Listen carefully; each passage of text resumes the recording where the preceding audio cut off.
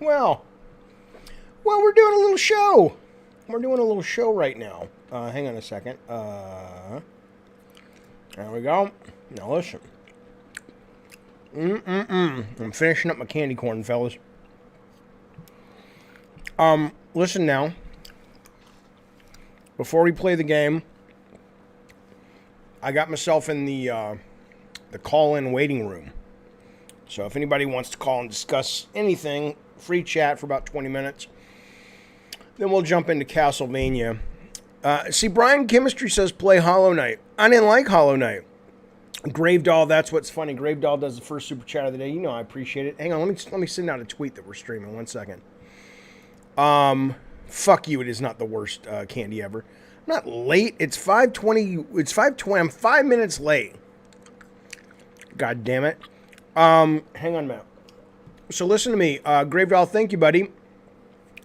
So Bacon Magma was telling me about BB and Tina horse adventures. And you know, with Bacon Magma, he's out of his goddamn mind, so I assumed he was full of shit. But because I'm a thorough fellow, I was like, well, let me go check it out. And lo and behold, there is a game called BB and Tina, and it's a little kid's horse game. And it's a real deal. So I will play it. I will absolutely pick it up. Bacon Magma says, Jaffe, oh God. He says, I love Hot Wheels, bro. Bacon Magma says, Jaffe, how did you feel that you got ratioed on your last video? My God. I'm going to pretend that's a serious question. How did I feel? I didn't care because I'm fucking 50 years old. I will tell you something. The number of kids that seem to think being ratioed, I mean, maybe in their world it is. Maybe it's a big deal in their world, right? I mean, a lot of these guys are, social media matters to them and Instagram matters to them and all that shit. Maybe it's like, no, man, it's serious to those people. But I'm just like, well, you realize that I get money when you guys engage with the videos and when you guys watch the videos and when you guys share the videos. So I'm like, I don't give a fuck. I don't give a fuck. I will play it, Bacon Magma. Absolutely. Why are you having bad luck, Nitro Gas? What happened? What am I playing for Halloween, Brian? Well, so I'm probably going to play. Okay, here's what I'm going to play probably very soon. Sorry, I had to finish my candy corn. Now I'm done. I'm going to play Pumpkin Jack to completion. I've already finished it once. I love that game. I'm going to play, what's the Tim Schafer Double Fine game? Costume Quest.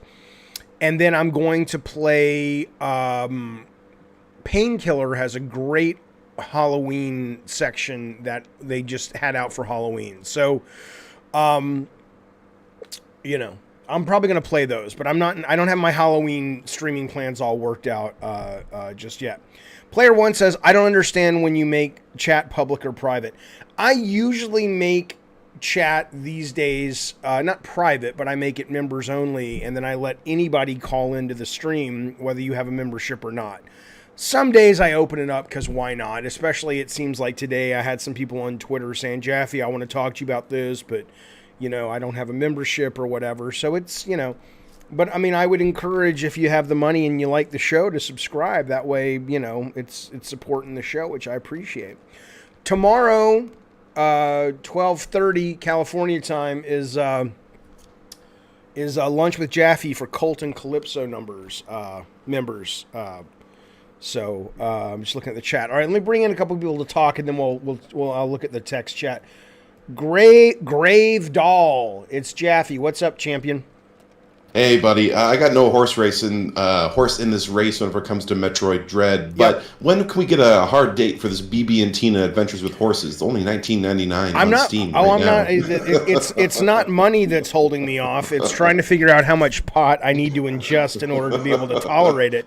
It's cell shaded, my dude. I You don't need too much. It looks I great. You I can feed horses. Oh, and no, it reminds me of the kind of games my kids played when they were really little. But I will be playing it now. Just to shut the bacon magma up. You goddamn right. No, it'll probably be in the next week. It may be Beautiful. one of those things where it's like 2 a.m. and I can't sleep, and I'm like, fuck it. Insomnia-driven games. I get it. That's right. But here's a real question for you. Yeah.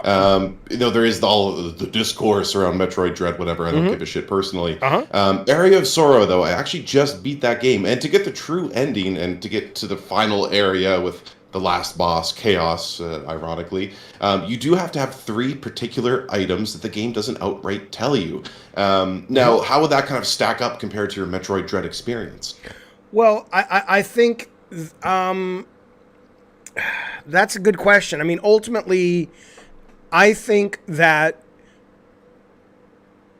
Metroid Dread bothered me because the critical path to completing the game was blocked. It wasn't like somebody today put up a video of Shantae and how she went through a wall and stuff. And I'm like, yeah, and I love that series. It's like, yeah, but those are things where you go through walls and you find secrets to upgrade your character, find treasure chest or whatever. Metroid, you literally couldn't advance, even though you had already unlocked a bunch of rooms. You couldn't move the game forward until you. And it was early on. You suggested, right? I didn't even suggest it was. Well, it depends who the skill level of who's playing. Ignorant completely. But for me, I had been playing about an hour, and I had unlocked about 30 rooms, and again, that was sort of always the problem is that I wasn't locked in a dead end. Where it's like, well, I have to do something. I know the game's not broken. There's got to be a way out of this room. I had all these other rooms to backtrack to go, well, maybe the solution's somewhere else. So the only real way... But anyway, to your Aria of Sorrow question, though, so in that case, I had a problem with it because it was blocking the main path.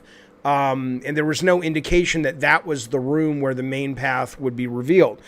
Sorrows, if you can finish it, let me ask you this: do you have to get 100% on the map to get the real ending as well, or you just need 3 items? It's 3 items that you have to have, 3 souls that you have to have attached while you approach the final boss. Then you go on to the true final boss. I mean, I don't know. I mean, I think that doesn't sit as poorly with me because it's like if you're gonna stack up multiple endings and you're gonna say, hey, some of these endings are really for the hardcore and you have to play, you have to squeeze all the gameplay out of it. I think that becomes fine. I think if you're talking though about you can't complete the game, like you just finished it the other day, right? Yep. Okay. So I'm playing it last night and again, I forgive this game because this game is really fucking old, but 2003. I'm playing this fucking thing and I get to the point where I get the ability to kind of glide. I get those kind of wings or whatever. Yep. But the game does a terrible job. Oh, it's not going to tell you. Right. Unless it came in the manual. And I'm sitting there and I basically was backtracking over the map. I must have backtracked over how much of that map I had open. You will have to make mental notes for each new power that you get. So there's no way to. Yeah, but the thing is, it wasn't even that. It was the fact that I'm literally trying jumps over and over and over, and I'm equipping different weapons. Going, does this game take into account the weight of the weapons that affects the jump distance? What is going on? And I couldn't solve it, but I know I had picked up the wings, but I couldn't find them. And then I finally go online and I look up tutorial, and it's like, oh, well, yeah, you have to go into the menus and then where you're equipping your as one of the souls, attacks. There's a soul system which they never really tell you about, and then and I'm just going, and then I had the wings, and it was exactly what I thought I was going to solve it as. So if that was today, I would say that's shit design. And it's shit design. I'm sorry. It doesn't mean Castlevania is bad. It doesn't mean Metroid's bad. But, there are fundamental, and people are so, one of the reasons people say, Jaffe, why don't you let it go? I think it's because it's really hard for me to get my head wrapped around just how, knee-jerk a lot of these people are. It's like, man, I'm sitting here having a discussion with you about game design, something I love, something I believe in, something I've studied and worked in for decades. I'm not trying to piss in the cornflakes of people who like Metroid, but I'm telling you that this is bad fucking design. The game is not bad, but, you know, God of War has bad design in it. It just does. A lot of games do. But it was just really, you know, that to me is like the Metroid thing. If the Metroid thing was a brand new game, I would be like, you got to be fucking shitting me. And people are like, oh, you just want your handheld. No, I shouldn't have to go to the goddamn internet to read a fucking walkthrough to figure out how to equip one of my fucking powers. I get you. All right, Jaffy, I'm going to go. Yeah. But good luck with Area of Sorrow tonight. Yep. And don't let, tell those trolls to fuck off. And BB and Tina. I'm going to play it. I'm going to play it. All right, let's bring in Blake. Blake, what's up, man? Blake, where are you? Blake! Yo, let me pause the stream there, bud. Okay, Blake, what's going on, sir? Oh, I was just catching up, and I just wanted to talk a little shit. Let's go. I just wanted to say, when are you going to admit that you're not going to go back to Metroid just because you're too stubborn at this point, and you're just fighting the fanboys? Come on now. I know you're teasing, but listen, I mean, this is the other part that maybe frustrates me about it, is that, like, you know, and I don't know if you were part of the channel back then, but when I first played The Last of Us Part 2, for example, I was about to walk away from it after about an hour and a half. I was just like, I don't like it. It's too slow. I got to play it stealthy. And the chat was like, Jaffe, no, don't listen to those people that are telling you that that's how the game is. You can play it in whatever way you want. And I was like, okay, cool. And I went back based on the chat's advice, and I there was no ego involved. I'm like, oh, I had wrong data. And it became one of the things I enjoyed playing the most this last year. So it's not about being stubborn. It's honestly about it, you know, it doesn't look very exciting to me. I hear it's really hard. In terms, it's hard as fuck, dude. You know, it really is hard. You're saying it is hard. It is hard, right? It's not an easy game. Yeah, I don't like hard games. I don't want to have to buy a brand new controller just to play the Switch game. Given the only Switch game I have on my radar right now after this one is Mario Party, and that's because I want to play it with the stream. But I'm not gonna like buy a controller for a game. Right. You know that Nintendo should include the Pro controller in the box. They're expecting you to play it both ways. Right? Yeah. So yeah. And some people say, "Oh, well, I could play it with that." I'm like, "Well, good for you." But you know, I didn't like playing it with that. You're not playing handheld though. They're expecting you to play it both ways. I feel like it's an incomplete system until you have both. Personally. Right. So yeah, I mean, it's not that I wouldn't go back and play it because you know, I'm like, oh, it's stubbornness. It's just because, like, for example, I'm playing Aria of Sorrow right now. I'm like, oh, this is so much better. I enjoy this so much more. The enemies are more interesting. The art is more interesting. But, you know, go ahead. It's just drawing you in more just due to the environment that, you know, well, I think it's the environment, the variety of the level design so far, whereas there's a lot of sort of samey stuff in Metroid. The fact that I'm not terribly worried about it being too hard. And I've played a lot of Metroid games, and I have never gotten stuck in a Metroid game. Castlevania games. And I had never gotten stuck in a Castlevania game because I'm like, there are hidden walls. There are things I've missed because there are hidden walls, like secrets and 100% mapping. But I've never been like, I can't fucking finish the game because things are hidden behind walls. So anyway, no, I get you. Let me ask you a question real quick.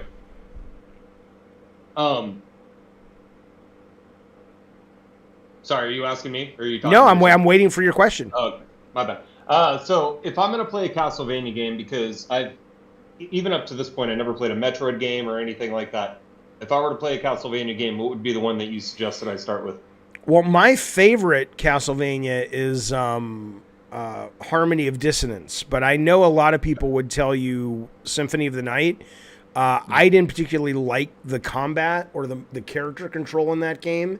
So, but I'm loving Aria of Sorrows right now. So that one's pretty fucking good too. So I would say if you acquired this thing that just came out, the Metroid Advance or Castlevania Advanced collection, which are all the games they had on the GBA, I think. If you play those and you don't like any of those, there's like 4 of them on there. I think it's not for you. But for me, I would say either Aria of Sorrows or Harmony of Dissonance. And did you pick that up on PlayStation? I played both of these on. I'm playing the Advanced Collection on my PC, on Steam, and I played Dissonance on my actual GBA hardware or DS or one of the things I had. Old school, baby. Yeah, absolutely. All right, man. Thank you, Blake. I appreciate it, buddy. All right. Talk to you soon, Jeff. Yep, indeed. Bye. I'm going to bring in, I think this is Jimmy Gilchrist. Jimmy Gilchrist, you there? Yeah, what's up, Jeff? Well, I'm just doing a stream, getting ready to play some video games. What's going on with you, man? Yeah, I'm thinking that we should just remove the dislike feature from the internet entirely. I don't mind the dislike feature. What I mind is being able to comment and like or dislike before a percentage of the video has been played. I honestly think it should be up to the person who posts the tweet or the Instagram picture or the video on YouTube to say, I want my video to get comments and likes and dislikes, but after X% of the video is played. I don't mind people disliking shit, but when people dislike shit and then they come to me in comments and literally say things that I address in the very video they're commenting on, then it's obnoxious. Well, in your case, you've addressed the issues, but people don't care. It's just about mob mentality. Yeah. And as a fan, I'm annoyed that people thumb down the video. So that kind of hurts my experience. Well, I mean, it's irritating. You know, I appreciate that, but I mean, it doesn't bother me so much as it bothers me more because of what it represents. I don't need to be, my videos are getting liked and they're not getting. I don't really think about it. It is like I said at the top of this stream. People are engaging with it. You know, YouTube doesn't really care. They might not serve it up as much if it's 100% liked, but they're serving it up all over the internet right now because people are engaging with it, which means I'm making money, which means I'm getting new subscribers. And the only real subscribers I give a shit about are the ones that can watch my video, and even if they disagree with it, they understand I'm coming at it from a place of attempted logic and attempted interest in discourse. So if I lose 50 subscribers that are shit, but I gain 3, those are the 3 I want anyway. So I don't mind it, but I agree with you. It's annoying. Well, let's say that you were to get back in the video game business. Yeah. And you make a new game, and people don't like you because they say you're too woke. So they start review bombing your game over bullshit. How would you take it then?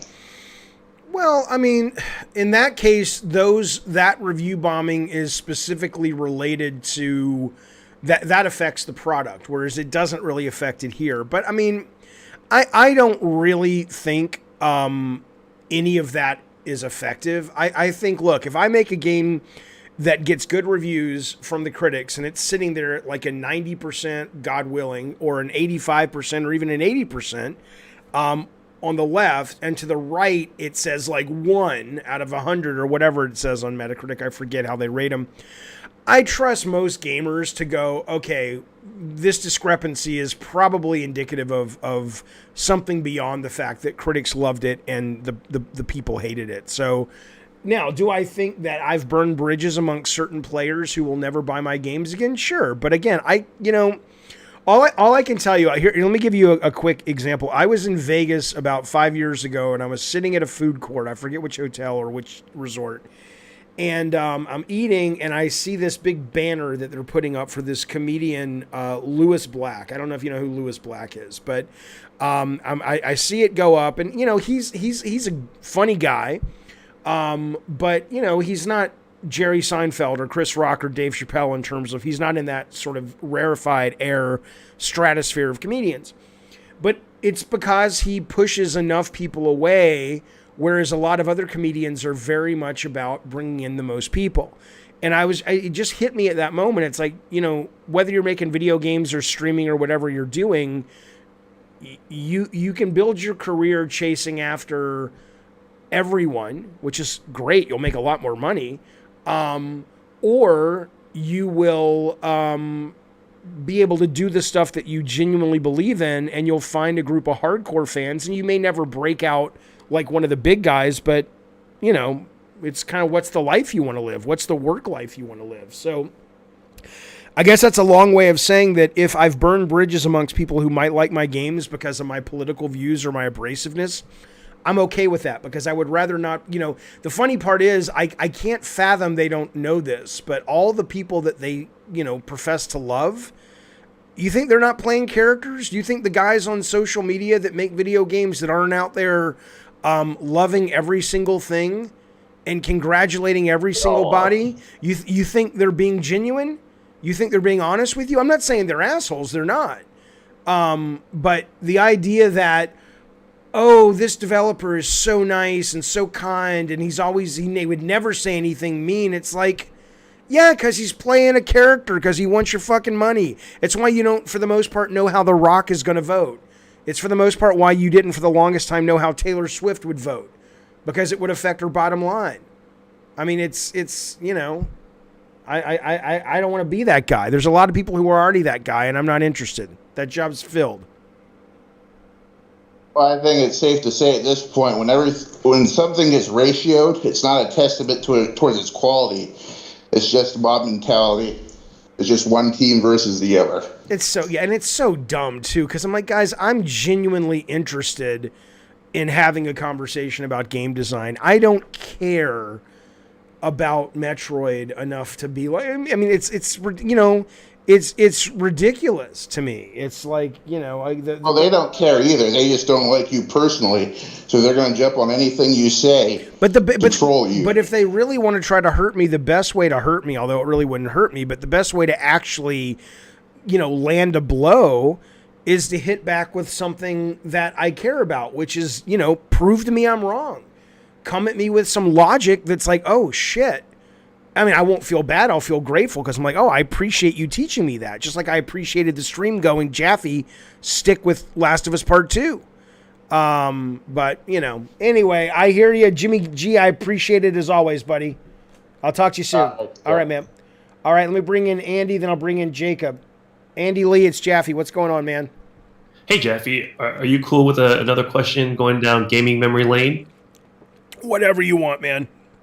Let's do it. Let's do it. Recently, you talked about how you were at Sony before they had even come out with PlayStation, and that intrigued me. Obviously, with the PlayStation 1, I'm sure there were a lot of skeptics in the industry about how that was going to turn out. Would it be another 3DO, or would it be a good console? What was your mentality at the time of Twisted Metal 1 development?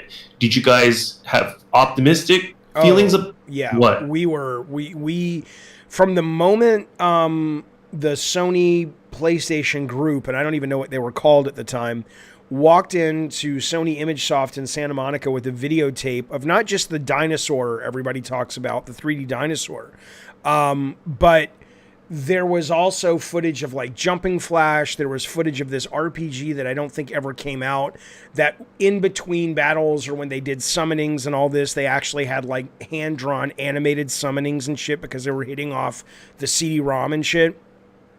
It was like, of course we thought about, is it going to be successful?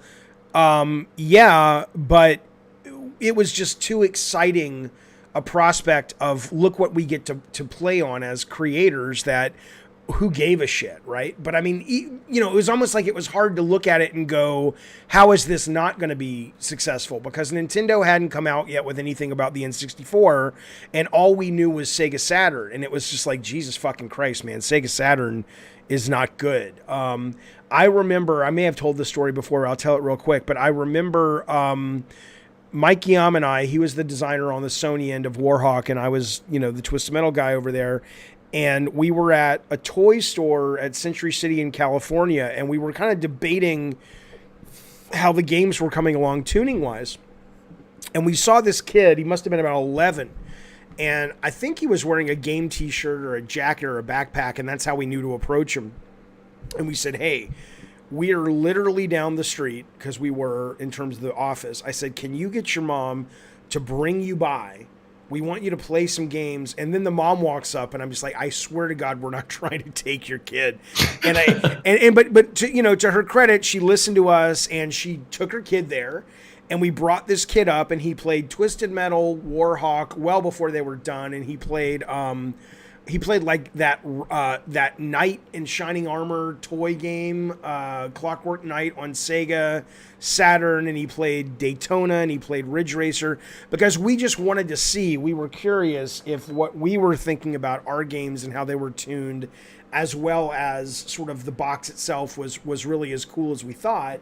And he was like, dude, fuck, he didn't say fuck Sega Saturn, but he was pretty much saying fuck Sega Saturn. So we knew before it launched, well before it launched, that it was a pretty special system. Yeah.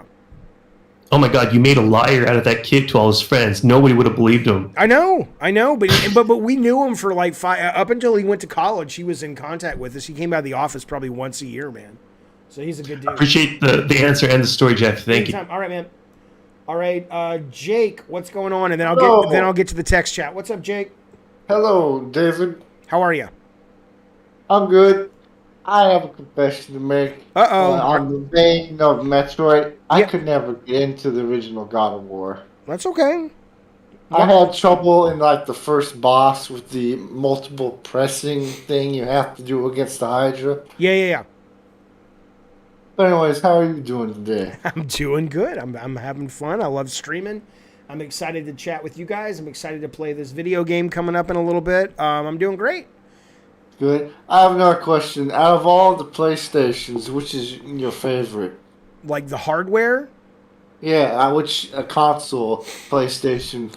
You know, I don't know if I'm alone in this or it's an age thing, but as I struggle to answer questions like what's my favorite movie, what's my favorite game, because in the case of everything, how do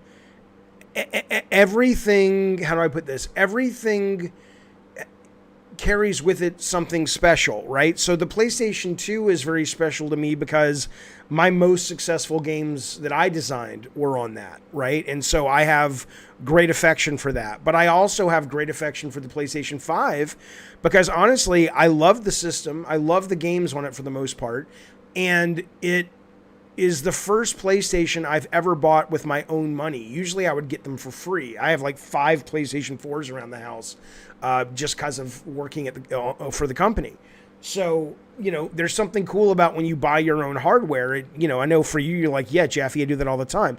But I hadn't bought my own hardware since the Sega Genesis because I was in the business and I got all this shit for free. So I love the PS2 for some reasons. I love the PS5 for other reasons. I think the worst one was the PS3, honestly. There were some good games on it, but I thought the interface was terrible. I thought the move controllers were stupid.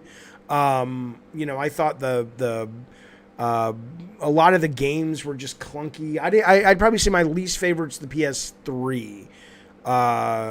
So I guess it's, I would say PS5 and PS2, somewhere between those two. I like that one, and I did like the PS3. PS4, I'm looking back on it, while it was a great hardware, the games I don't think were as good as the PS2. I certainly don't think the games were as varied and interesting, but I think that's across the board. I think that's just, I think that's, you're seeing that with budgets. If I was there on PS1, PS2, and it was just like almost anything you wanted to try, you could get a green light for because it didn't cost you any goddamn money. And you had a lot more indie games for the PS1, PS2, and PS3. Well, and you had a lot more AA games, which was really cool. I mean, that's really where I think I excelled at that in my video game career. I don't know if I would ever be... I'm sure I could do a decent job, but I don't covet the desire to make a AAA game in today's market. But the stuff like, the stuff that I worked on, things like Lollipop Chainsaw, things like, certain licensed games, even like the Buffy game on the Xbox, I thought was great. That kind of double A space is a lot more interesting for my brain, I think. So, all right, Jake, I appreciate the call, bud. Thank you. All right, man. Thank you. There goes Jake into the night, fellas. What do you think, says Brian East, about Sony's 5-hour free demo they are trying to roll out? I think it's wonderful. I mean, I don't know if anything has happened since the announcement that they're testing it out with Sackboy's Big Adventure and Death Stranding Director's Cut. I think that is an absolutely great, if they start doing it across the board with all their titles, as well as maybe hopefully some third-party titles, I think it's fantastic. Because I know some people are like, it's not like Game Pass. I'm like, well, no, but I think it scratches the Game Pass itch that I think a lot of Sony fans should be feeling needs itching at this point, because it does the same thing. It's like, hey, if you're interested in the game, you're going to have to buy it. But look, why play something sight unseen, man? So I think it's wonderful. I think it's absolutely wonderful. Thoughts on the video uploaded by Mauricio Rebeo? Peo E. Is that the guy who did the Metroid video with me playing it? Is that the one you're talking about? If it is, I'll answer you. But if it's not that, I'm not sure what you're talking about. Yeah, Emilio says the 5-hour free demo is an old idea from the intro of PS Plus. I know, yeah, and it didn't stick around, and I don't know why that. Was. I thought it was great, but maybe it was download times. Maybe the speeds back then were so shit that. I don't know. I'm trying to see if Peo has responded so I can give him an answer. 50 Cent Bulletproof, Eric, I hear is great. Never played it. Hypercharge Unboxed on Switch. No. Oh, I know what that is. I haven't played it, but I know what it is. It looks cool. So Peo E says, yes, he compiled some streamers in the spot you got stuck in. So my two comments, I have 3 comments on that, but I'm going to be beating a dead horse. But it was a really dumb video. So here's why it was a dumb video. The first thing is because I addressed all of these issues, right, already in a previous video, where he cuts to a close-up of the enemy in that upper room and acts like, see, that's the breadcrumb that's leading you to want to get into that room, Jeffy. Like that's some kind of gotcha moment. I'm like, first off, I tweeted out images of other screenshots of Metroid that had been opened by them before that room, where you had enemies behind barriers in other rooms that you couldn't get to either. So it wasn't as if every time you see an enemy behind a wall, the game is training you, oh, there's a secret block, right? So that kind of, because I literally could show you guys, and I did, previous rooms, this wasn't later in the game, this was before that room, where that same scenario that he was claiming was a great breadcrumb trail occurred, but you couldn't engage with it. That to me was like, okay, well, that point is not a very good point. This is what I mean about arguing logically. It's like he makes a video, he edits it like it's some triumphant thing, and then when you pick it apart, all the people that are applauding him, they're nowhere to be found, right? It's like, well, debate my logic. Tell me I'm wrong. The other thing is no one in that room went into that room and intentionally shot at the interactive part of the level, right? They were shooting at the little whatever slug on the ceiling, okay? And then people say, well, yes, Jeffy, that's the whole idea. If you only knew how to do the 3D aiming, which I did, but that's even wrong. And I say, you have a very good point. My point is, in his video, all those were accidental. Nobody was aiming at that thing, okay? But if you go, they were aiming at the monster. But if you go into that room, and anytime you kill that monster up on the ceiling, it blows a hole in the roof, I think that's a great piece of game design. Because they're kind of subtly reminding you, hey, these shortcuts can be anywhere, but we're going to give you a little bit of a breadcrumb trail to reach it. But if you watch when I kill that monster, in my video footage, the monster's pathfinding leads it away from the interactive spot. So what you can do what I did, which is you can kill it accidentally in terms of as it relates to opening up the level or the screen. No one, including me, was intentionally killing it to open up the level. So I just happened to kill it when the pathfinding was off of that little part. And you can see that in my video. And when I killed it, it explodes and nothing happens. So again, this idea that, like, look at all these other people doing it, Jaffe. It's like, yeah, because for whatever reason, they went in and shot the thing in a place where it was in an advantageous place. And what the developer should have done is not let the fucking thing pathfind off of. I mean, let me ask you this: to defeat that, to tell me I'm wrong, here's what you would have to tell me.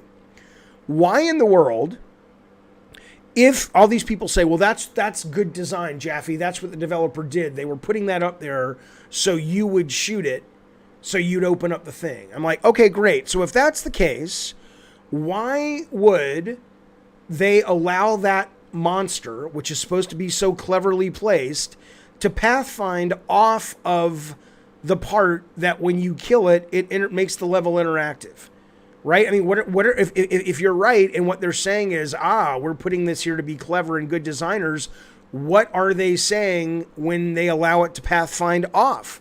Because the monster doesn't respawn. I mean, unless you leave the room and come back. So you could have killed it like I did and figured, well, that's not it. So I thought his video was edited as if he had found some kind of gotcha moment, but in truth, it's very easy to pick apart, and nothing, unless he can come at me with another video that explains those issues. Brian E. says, Jaffe, it makes sense there are ceiling walking monsters later in the level. Would have been nice to place one near a breaking wall and keep it there, right? That's all they needed to do. All right, let me bring in Docs. Doczilla, it's Jaffe. What's going on, man? Are we still beating that Metroid dead horse? Well, I'm answering questions, and I'm not. Let's just be clear. The only reason I'm beating the dead horse is not because I want to sell you on the point that I'm right. There is something that genuinely bothers me about the way some of these fandoms or these fans are responding. It's not so much about being right or wrong. I've many times in the past admitted when I'm wrong, and it's like, oh yeah, you're right. I apologize. That was dumb. It's not like an ego thing with me. It's more, I'm fascinated by their behavior.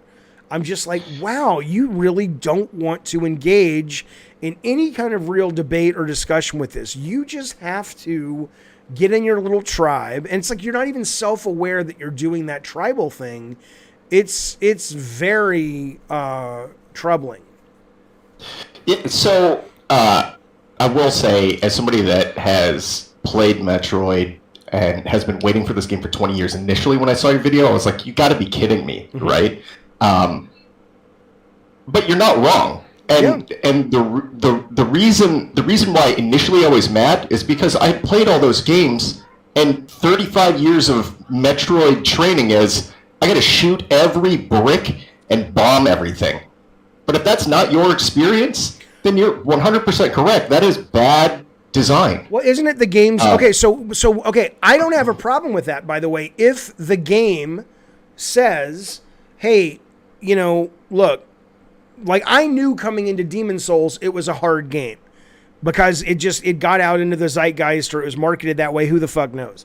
But coming into Metroid, because I had played Castlevanias and Shantaes and SteamWorld Digs and a bunch of games in the genre, there was never anything in those games that made me go, I have to bomb and shoot everything.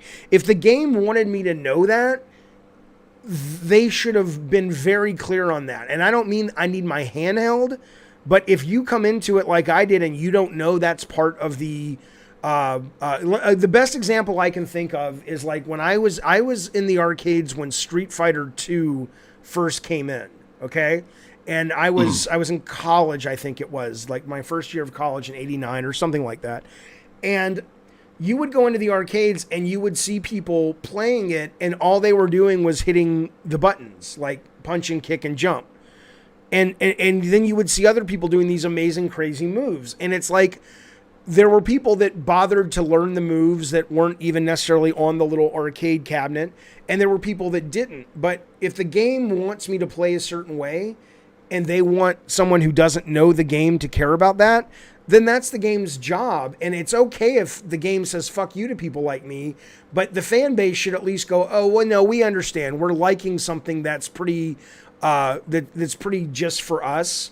And so we understand why if you're not a Metroid hardcore, then you would be confused. But instead, it's just like, you're a fucking idiot, Jaffe. I'm like, what are you talking about?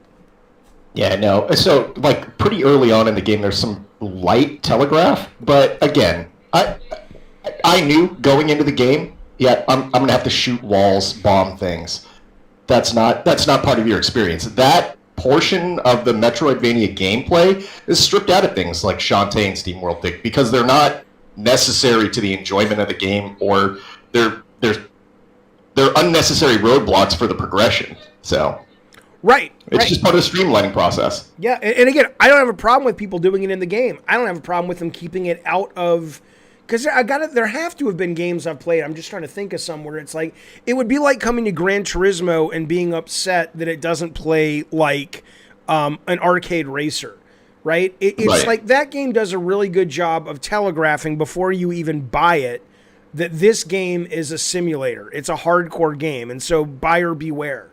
But yeah, Metroid didn't do that, so that would be my take, man. Switching topics. Yeah. Have you checked out Unsighted on Game Pass?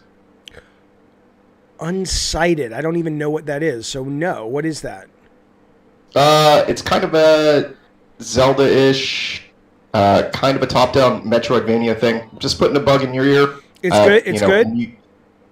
So far from what I've played, it's good. My take anyway. At least it's good. Okay. If that looks like something that might be up your alley, just like dropping a bug in your ear. And, Unsighted. Okay, excellent. Unsighted, I'll keep an eye out, man. But yeah, that's basically all I got, man. Like I 35 years playing Metroid. I'm like, all right, I know how this goes. Somebody that goes into it with no experience, I mean, yeah, you're gonna have a bad time because dumb design decisions that were carried over from Nintendo design. So right, that's what I felt. So, but I appreciate your take on it, man. Thanks, Docs. All right, man. Take it easy. Talk soon. All right, there was a chat I was looking for. I wanted to address real quick. Jaffe, are you getting and streaming? No, I'm not. The RPG Megami or whatever. No, I don't play that series. Legend says people only speak from their own point of view and lack the care of other points of view. That says a lot for new players trying to adopt the game. Yeah, I agree. And what we'll see in a minute when I play Area of Sorrows, it's at least what I've encountered so far. It doesn't have any of those problems. How did you get stuck when all those other streamers playing Metroid for the first time had no experience, didn't get stuck? And again, my answer to you is the people who are not getting stuck are... I don't know. I don't know how many people that didn't make a video or who aren't, on the internet did get stuck and walked away. But what I can tell you is, Zonix, if you want to call in, join the Discord. I don't know if we have any mods right now, but if we don't, I'll put a link in, or it should be in the chat if you scroll up. But if it hasn't popped yet, I think it has. Scroll through the chat. You should see a link to the Discord. But anyway, what was I saying?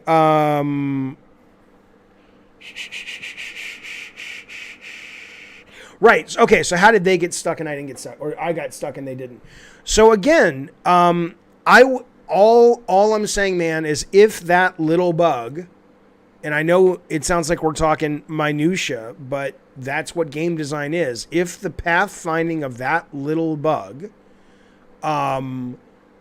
literally did not move off of the area that wherever it was shot, it would blow up the interactive portion. No one would have gotten stuck. So my answer would be they probably just got lucky and shot it where it needed to be shot. But if you look at my video footage, I shoot it too, and it dies too, and it blows up too. But it's under a section of the map, which for some reason is not interactive. Right. Well, that's not untrue. Bukaki says Jaffe's bad at games and he quits when he gets frustrated. I don't know why people get butthurt at it. Yeah. I mean, I don't. Yeah. I mean, I'm not a very, I don't know what it means to be good at games. I'm certainly not MLG, and I'm certainly not a hardcore player in terms of being good. But I love games, and I have a vast knowledge of them, and I play trust me, I play pretty much more than most people I know. But yeah, am I a good game player? No, not comparatively speaking to most people I engage with. No. Diego says he was stuck in the exact same part. Yeah, and Danny Sullivan, I was playing sober. I know I didn't aim up, but I didn't aim up, Frankenbeans, because I don't like playing on this controller. That little sliver of an L button is a pain in the ass to hold. But that said, though, I was able to kill the monster, and killing the monster is what destroys the block, or what reveals the block, or whatever. So whether or not I aimed up or I jumped and shot, which is how I killed it, it still should have exploded and destroyed the underside. Retro says the designer probably thought that seeing the above platform should be enough for the player to think to shoot up. It wasn't. Or they should have at least used that to teach X-ray. But you don't have X-ray at that point. See, that's the other thing people are saying. It's kind of like, oh, well, Jaffe, why don't you use the X-ray thing? You don't have it yet. You haven't unlocked it yet. People say, well, Jaffe, why don't, you can look at your mini-map. And I looked at my mini-map. But, again, there's other parts of the game before that I had encountered where my mini-map showed exactly the same thing. It showed, in fact, you know what? Fuck it. I'm going to start playing the game in a minute.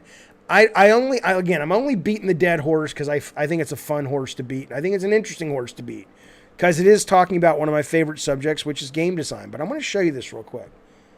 We'll get on the game in a minute. I promise you will. I promise you guys we will.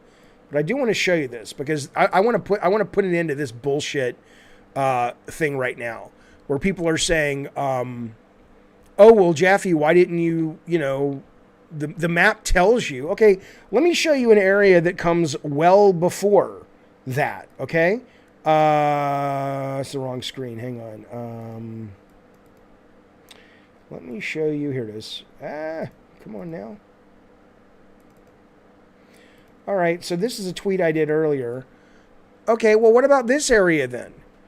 This area, you can't see it because the screenshot, but in the screenshot, you see this little area here. You got an enemy, by the way, the exact same kind of enemy that people are saying that should have been a hint. And I can't shoot and open that up. It's like, but I mean, the same logic should apply here, right? That anytime you see a room that's on your mini map and you can see with your own eyes and there's enemies in it, shouldn't that should be evidence that you can get down there? Get good, Jaffe. Then they would say, "Oh, but this is too thick." Okay, well, and I don't.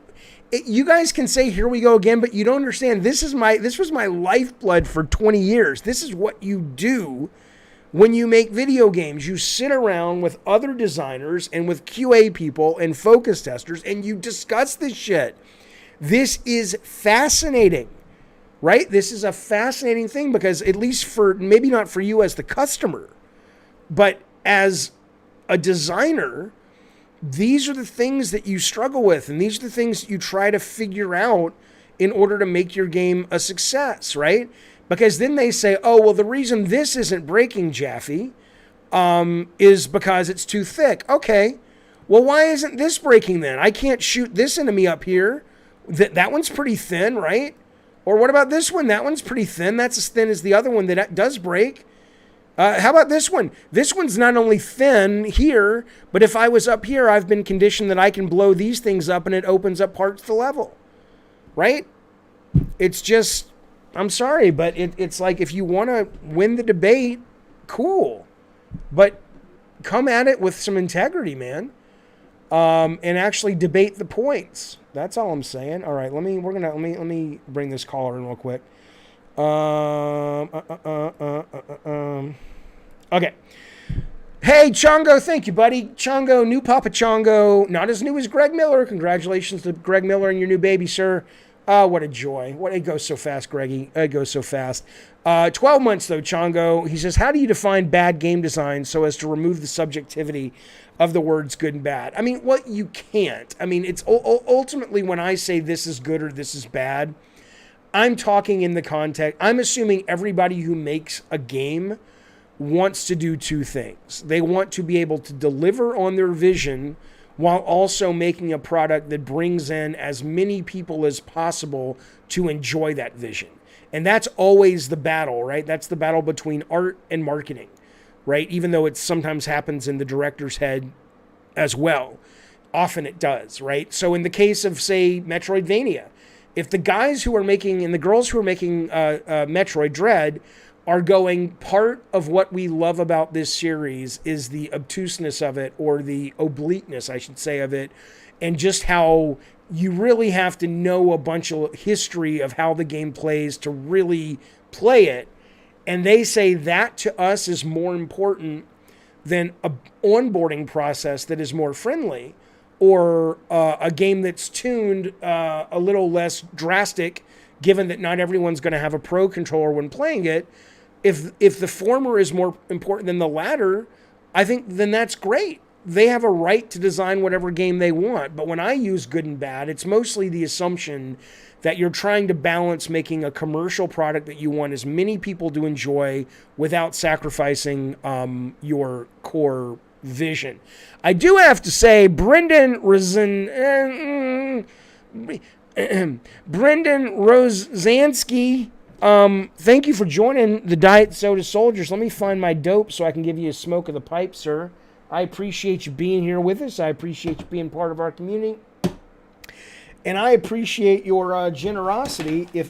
I tell you what, if I can't find the pipe, I'm going to have to show you a bag for my stool sample for my physical. That's true. That's what you get, Brandon. Brendan. They said, Jaffe, here, you got to come in for your physical. Take this home and put your poo in it and bring it back. That's for you, Brendan. Thank you for joining the Diet Soda Soldiers, baby. I appreciate it. Everybody who has the capability, give Brendan some love with pictures of my future wife, just like JoJo D did. I would appreciate it. Okay. I don't know where my fucking dope pipe is, man. All right, let me bring in some calls real quick. Zonix. There's Zonix. He figured it out. Zonix, what's up, man? Oh, hello. Hello, sir. How are you? I'm doing great, man. Good. I wanted to ask you about the crazy rumor about Metal Gear Solid and how Metal Gear Solid is getting a remake or something like that. Okay. And it sounds great. You know, that's how I actually subscribed to you, because you actually talked about it. Okay. But cool. Thank you. Oh yeah, and with the rumor that's been going on, and they said that it could be Metal Gear Solid 3, since it's the most popular one. I don't know about that. I really don't know. But with all of the other rumors, it could happen, man. I'm not really sure. What do you think about that? I mean, is it going to happen? I have no idea. I mean, I know what you know. I think, look, I think Metal Gear has always been one of my favorite franchises, even though I think it's bloated and the cutscenes are just obscene in terms of how long they fucking go. It's ridiculous. But that said, though, I love Metal Gear. I think it would be weird, because I guess the question becomes, who are they making a remake for? If it's just for the fans, then yeah, I think they picked the most successful one. But if they're really trying to get the brand back on its feet for new audiences, I would go with 1.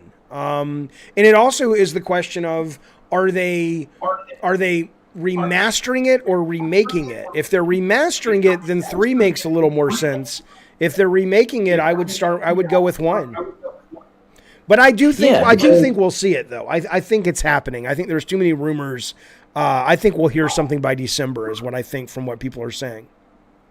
Absolutely. And even, I forgot the guy's name, Hideo Kojima's buddy, Jeff Keighley. He Right. tends to hype up the situation, even on his Twitter. Is like, oh, what is the type of remake you guys want to see? Like this type of stuff that he tweets about, and it's really interesting.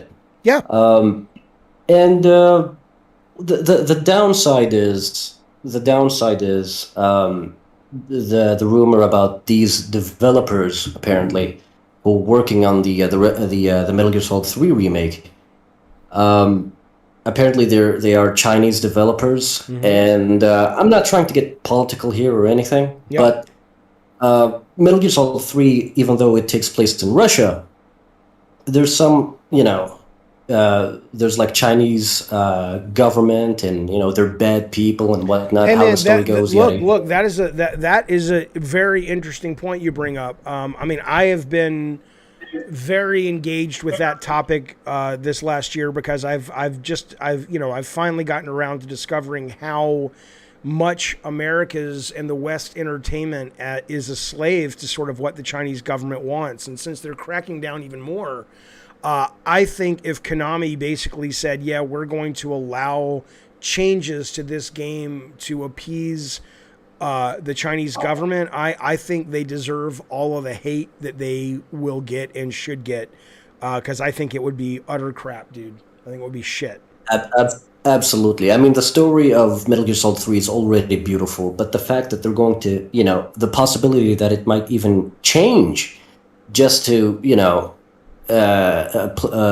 please the Chinese, it's crazy, man. It's insane. Like, please don't touch it. Keep it as it is. I agree. If that's the case, and also with the rumors that they might be using the pachinko models, right? Because they use the Fox engine and the pachinko models. Who knows? Nice. I mean, it'll let us know right away whether or not Konami is actually serious about getting back into games because they genuinely want to be in that space again, or they're just, it's all lip service and shit. I hope they don't. All right, man. I appreciate it, Zone. Call back anytime, buddy. I appreciate it. Thank you, man. Thank you, sir. Somebody says, where's my moat? Says we already have Twin Snakes, which was the remake. Yeah, but that's a GameCube game, right? I mean, how old was the GameCube? The GameCube is like 15 years old or something. I mean, especially if they're going to make a movie, you'd think they want to kind of reintroduce the character to a new generation and whatnot, right? Okay, let me bring in Hamilton. It's Jaffe. What's up, man? Hey, how you doing? I just wanted to ask a question. One real quick question. Wanted to preface it real quick. I'm only a few years younger than you. I grew up playing your games, and I absolutely appreciate everything that you've done for the industry. Thanks, and man. for the experiences. Thank you. I'm a Metroid diehard. I love it. One of the things that I wanted to say is don't eat somebody alive because something is quote unquote not for you. If somebody doesn't enjoy your game that you love so much, not a big deal. And as a community, we really should work on it. I don't disagree, especially when I'm coming. Look, I mean, there are people who say, "Well, Jaffe, you're so abrasive." Yeah, I am, but I mean, I'm not mean about it. I'm passionate about it. But yeah, it would be nice if some of these fans would be like, there would be no problem. They would have one of their biggest allies. Not that they need it in me. If they said, "But Jaffe, we understand. You're right. If you're not a Metroid diehard, you wouldn't know these things. But we like those things about Metroid, and we don't want them to change. And we're okay if that design decision that makes us happy pushes people away and keeps the fandom smaller than it could be." I would say, you know what? I support that. As long as they know what they're doing and you guys are fine with that, then we're drinking out of the same goddamn well. But instead, it's just like, oh, you're just fucking wrong. I'm like, no, I'm not wrong. You may not like what I'm saying, but no one's debating me on the actual specifics of it. So I'm with you, man. I don't know why they're so fucking angry. It's really obnoxious. I totally agree. And at first, I think you do have a knee-jerk reaction to it. Henceforth, they call it a knee-jerk reaction. Like, I saw that you had posted that, and I was like, oh, no, he doesn't like this, blah, blah, blah. I had to watch a few videos, gain some context on it, see where you were coming from a couple different things, and say, okay, I have a hard time. If I were legitimately to sit with you and try to argue that point, I don't know that I could make a valid point that's not subjective. If games are art, then by definition, almost, they're subjective. You're not always going to like all that, and you have to respect others and their feelings. As far as like liking a game because it's obscure or because it's this or because it's that, I mean, half of what made Souls fans was that it was difficult, which absolutely turns away a vast majority of what I guess there would be demographic, right? Yeah, yeah. I mean, look, So- I love the world of Bloodborne, but it's too hard for me. I'm not one of these guys that suggests. I mean, then you get into a big discussion about difficulty, and people don't, you know, there's a deep dive into dynamic difficulty that people misunderstand and think when it's brought up by designers. What designers are saying are, if Bloodborne, for example, or Bloodborne 2 gets hard, then suddenly the game's going to make it easier. And the Bloodborne fans or the Souls fans get all up in arms. And it's like, it's not that. It would be that the creative directors of those games say, we want everyone to have a similar experience. And we want everyone, when they come to their first boss, to get their ass kicked for 15 to 30 times. And then they have that aha moment and they get it, right? But the dynamic difficulty, the AI, would give me a different suite of tuning numbers to give me that 15 to 30 times than it might give you if you're a better player than me. We would still have the 15 to 30 times. We would still have that experience of, oh, I almost gave up and I beat it and it feels great. But I think it's very ignorant on the part of these fans, although it's not their job to know this. And it's also just very elitist and snobby to act as if only if you play it the way it's currently tuned, there's no way to make it better, and we don't want anyone who can't come into our club who's as good as we are. And it's like, that's just dumb. I mean, they have a right, the people who make the game have a right to gatekeep that way, but it's stupid.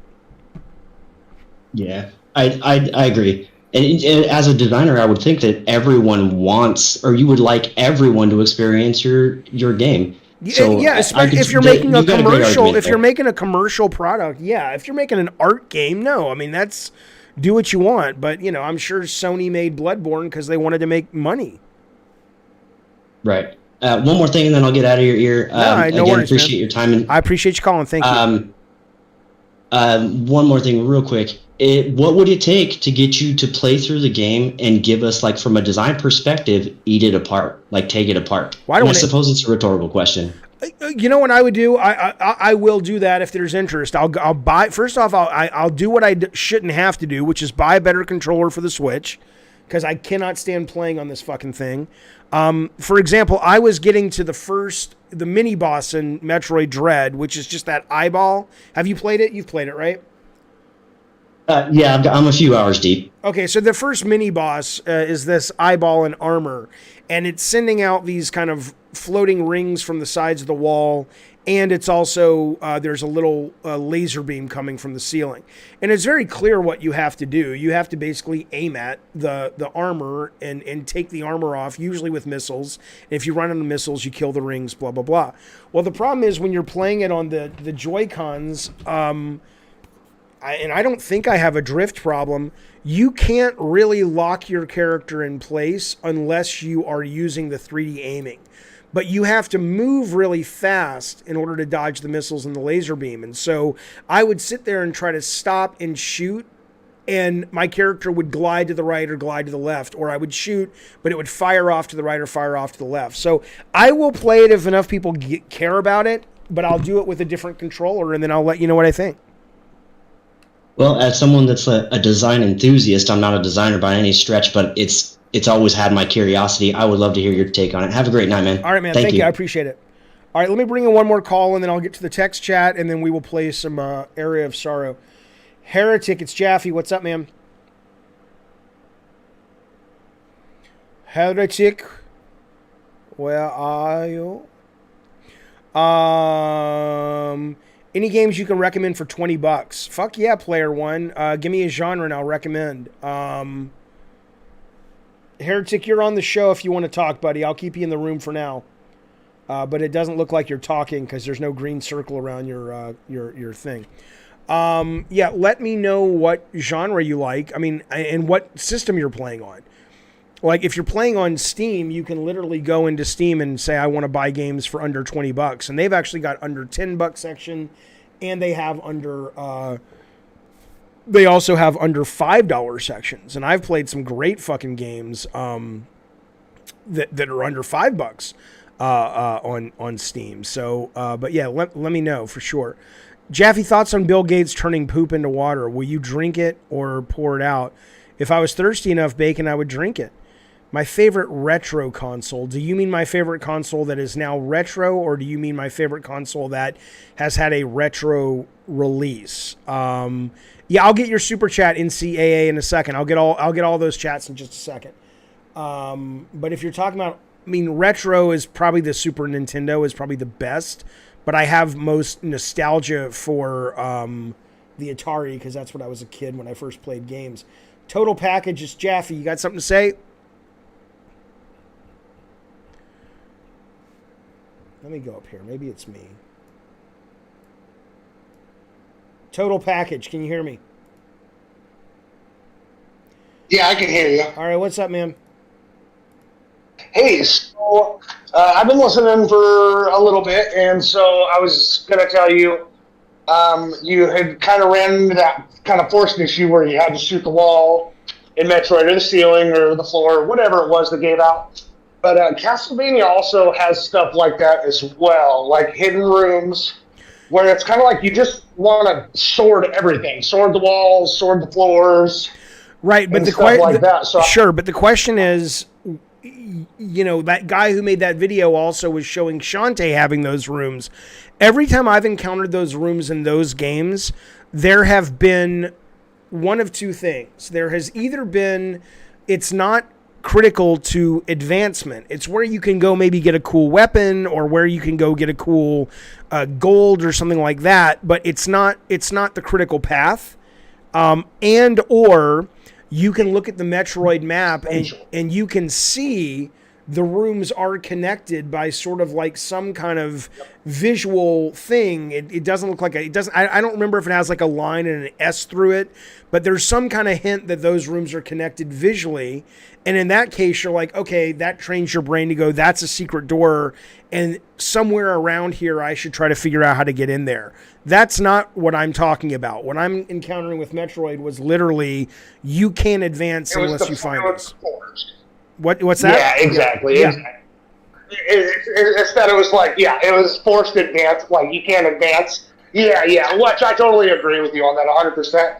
That's definitely a kind of an annoying design choice because, you know, as you said, you know, Castlevania's never locked, you know, anything behind like, oh, you have to, at least as far as I know of, right. It's like, oh, you have to destroy this floor, you know, or else you're not going to be able to advance to the game. Right. It's always just been a little something extra, you know, just for fun to figure out. Right, exactly. That and I think that's great. That's a good way to balance it if you want to have more people enjoying the game. Exactly. So, yep, I just wanted to throw that out there, though. All right, cool. I appreciate the call, man. Thank you very much. Yep, have a good one. You too. All right, Heretic, are you there? If you're there, talk. Can you hear me this time? I can hear you great. What's up, man? All right, I just wanted to say, first of all, love your streams. Been watching for a while. Thank you, man. I didn't know you were streaming until I saw your Hot Wheels when you first got the game. Oh, it's a great game. And I've been watching pretty much every night. Thank you so much. I want to know if I'm seeing things and my friends are seeing things. I have not played Metroid Dread. I have no interest in it, so not fanboying.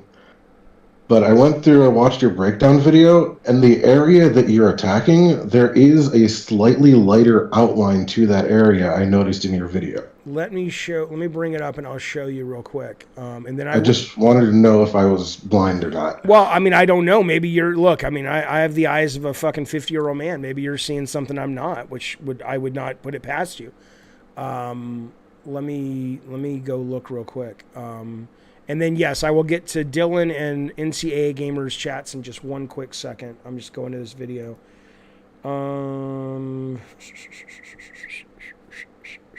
Here we go. All right, one sec. I'm bringing it up right now. Okay, here we go. Let me put it on the screen. Okay, so in this case, I don't know if you can see the screen right now, but Not yet. if you're talking about the visuals, to me, there is this area here that on the right side and the left side, both of them look like holes that you can jump up through. Right? Visually, that's what this is telling me. Oh, I can jump up there. Yeah, I see. I can see the part I'm talking about. Right, now. but you can't. You can't. No, jump right up. where the window is. Yeah, you're saying this looks interactive. No. Well, it might be what you're showing on stream. You're saying I'm a little bit behind. Yeah, you're saying the middle portion looks interactive, like right where he's kneeling, right above his head where he's kneeling is that floor has an outline. Yeah, that's what I'm talking about. That little brighter part of the floor, because it's actually brighter all the way through. It just seems somewhat a little off to me. I mean, if that's the case, it's super subtle and more important. I mean, like I said, because you can kind of see a similar thing.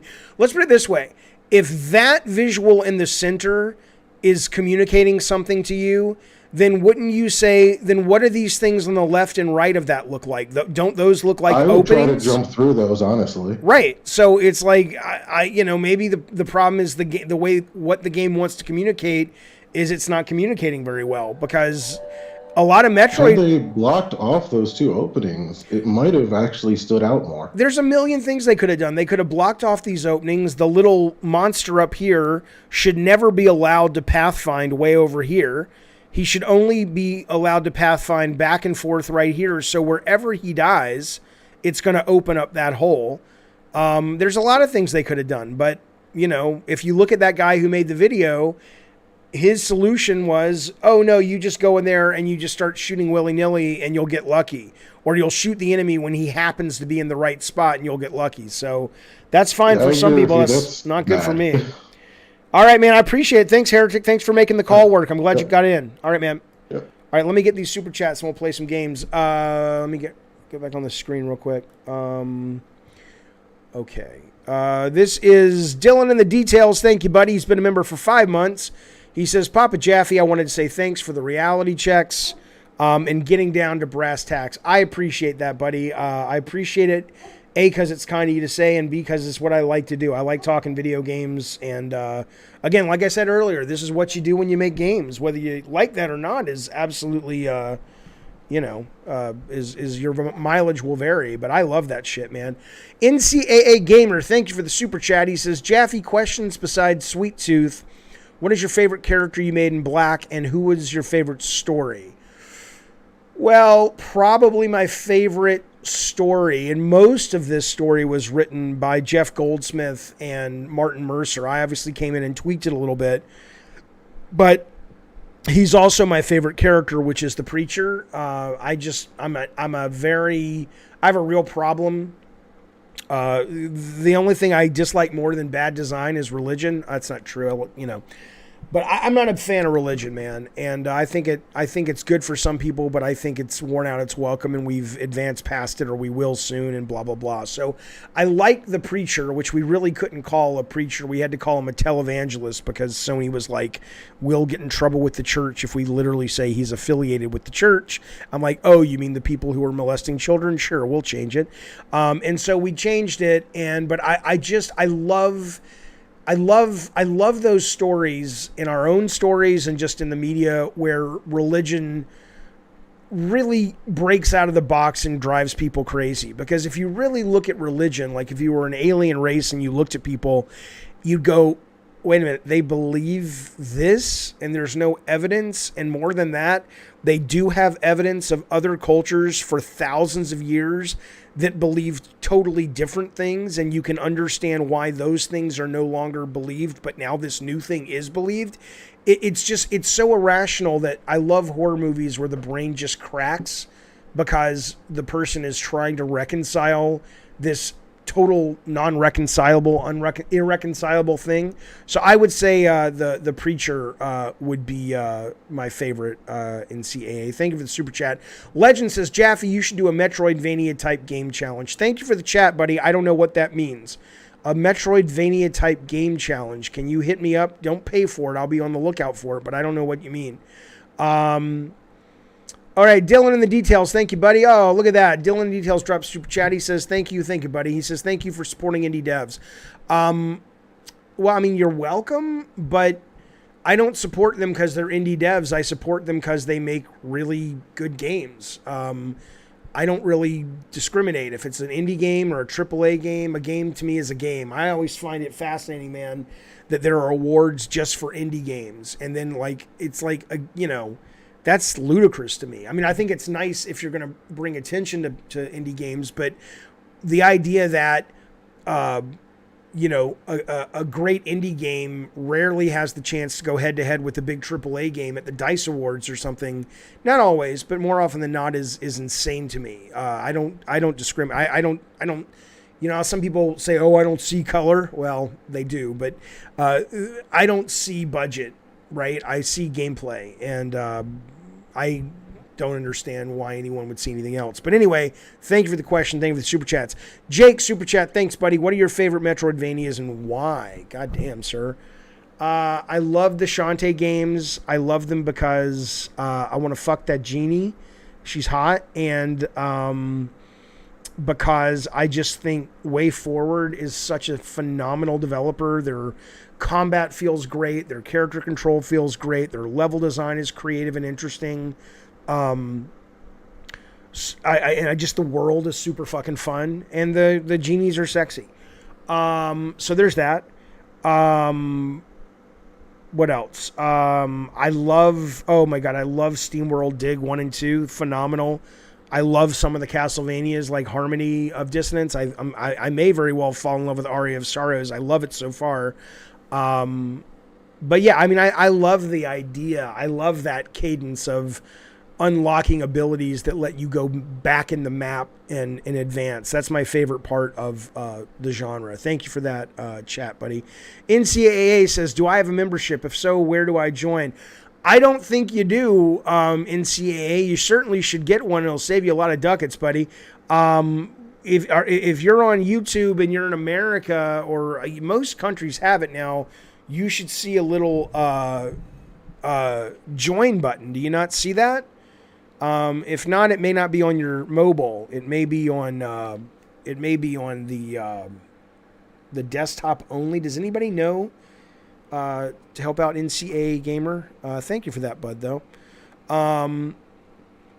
MSD says it would be interesting if Jaffe made a Metroidvania. You goddamn right. Look, one of the things that I would love to do to get back into games, there's not much that would bring me back into video games, but if someone said, come do a God of War game and do a 2.5D Metroidvania game, I would absolutely be all fucking over that, man. I think it'd be amazing.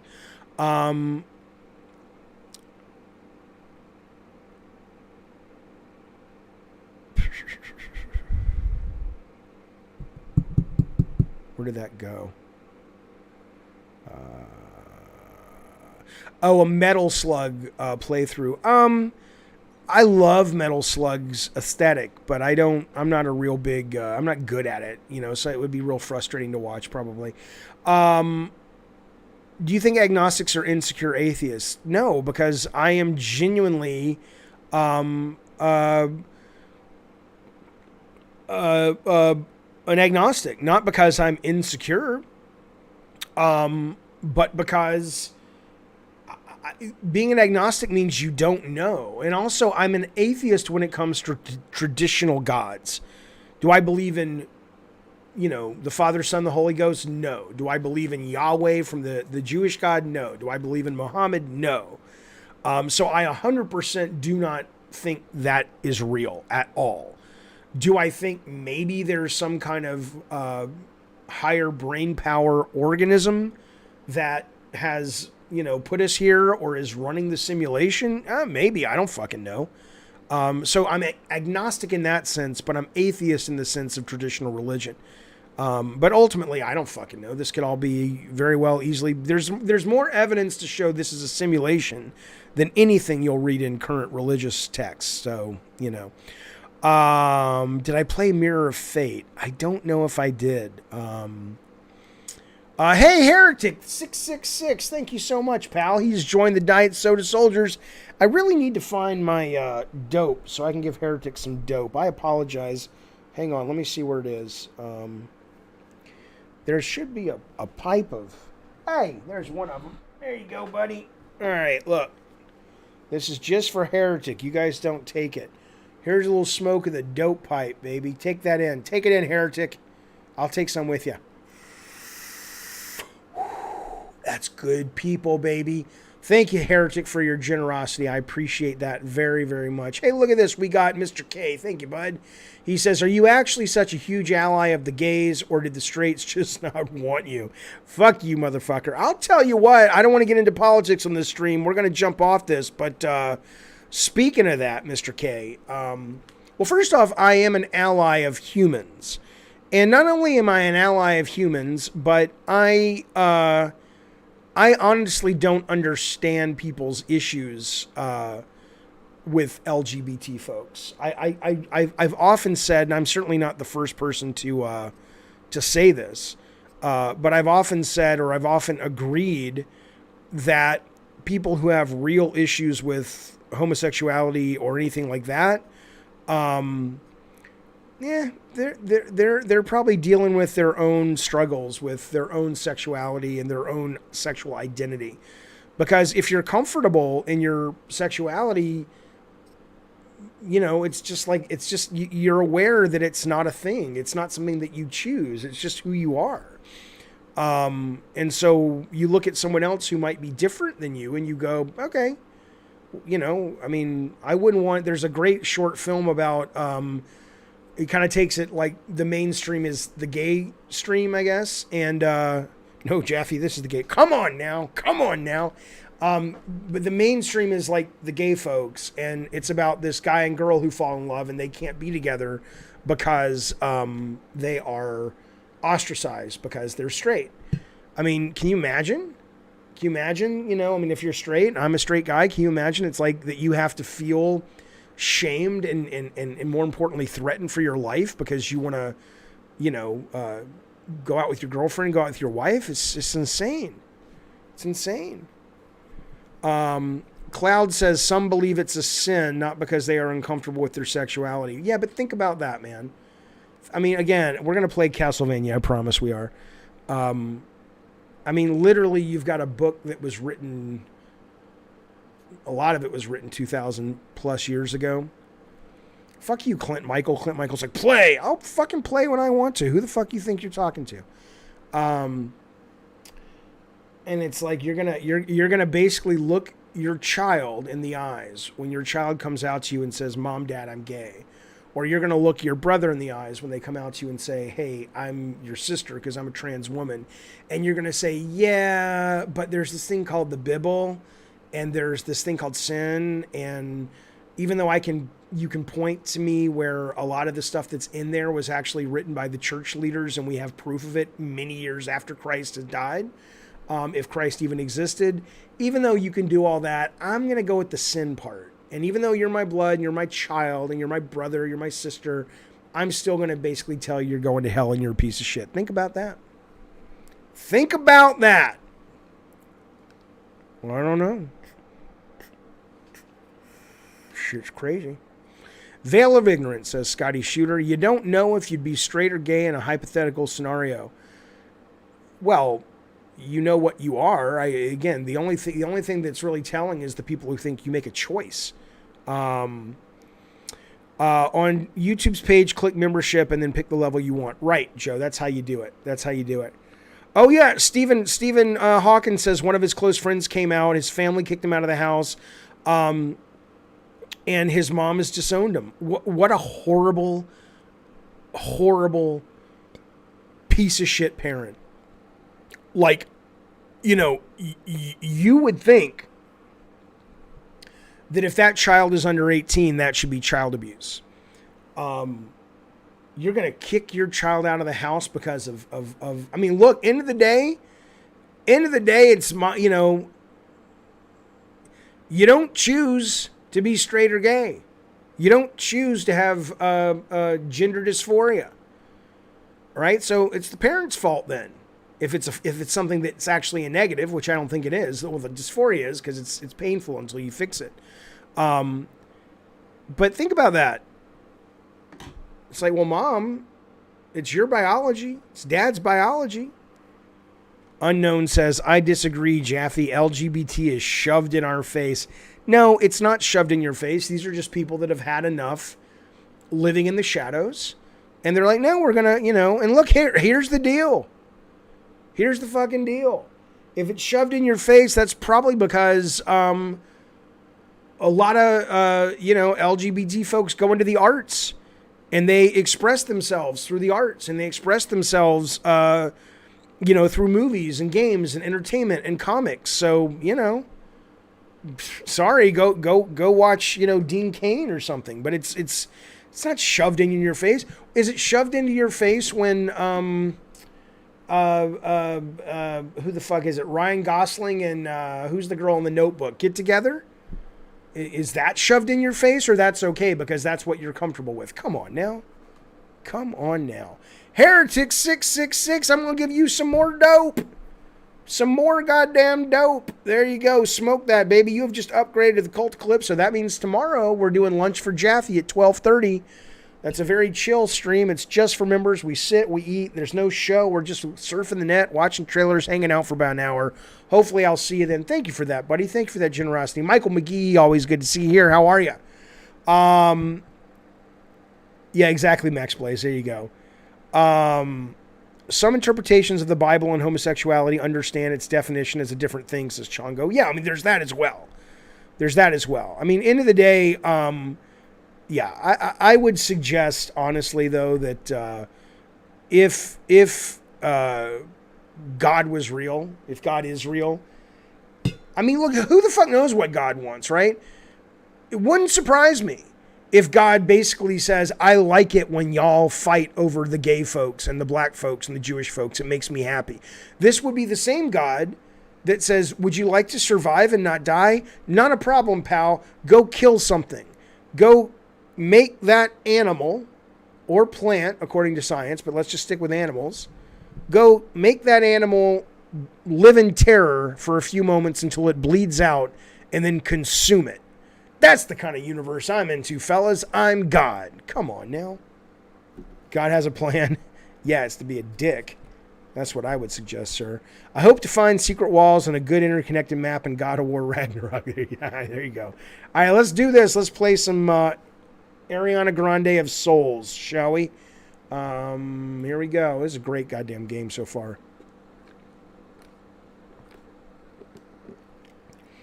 Jesus might have been fine with it, but, you know, depends on your interpretation. Is Jesus God, or is he the son of God, or is he both? Hey, you made it! The NCAA Gamer. Thank you so goddamn much. Thank you so goddamn much for joining the Diet Soda Soldiers, buddy. I appreciate that. Let me give you some dope. 1 second. Let me turn on the game first.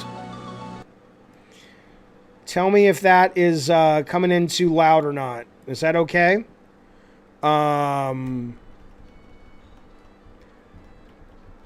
Progressivism is marketing and PR scores points on Twitter. Well, I mean, yeah, sure, Doug, that's absolutely true. But that doesn't mean that it's not a valid philosophy.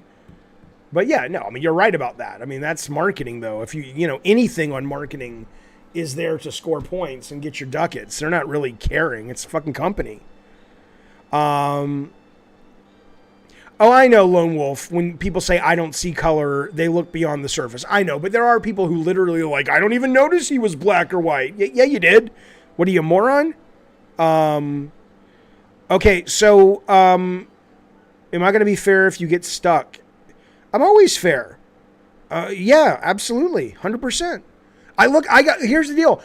I'll be a little, there's NCAA Gamer getting the Diet Cokes. Thank you, buddy.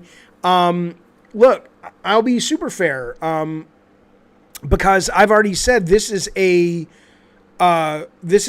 older game And it's not, you know, there's already something it's done that I think is would have been unacceptable.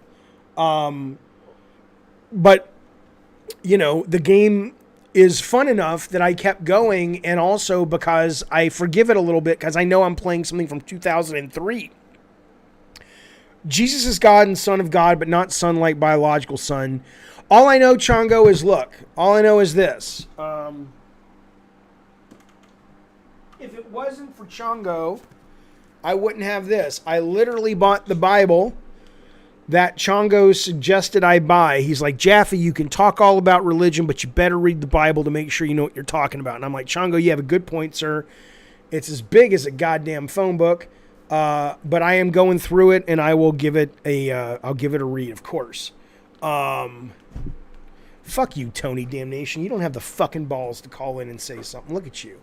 But anyway, yeah, so it's an old game. But yeah, I'll be fair with it. The other thing that I'll tell you I love about this game, but I don't like about this game, and this gets to Sadistic Gamers' question, is this game hard?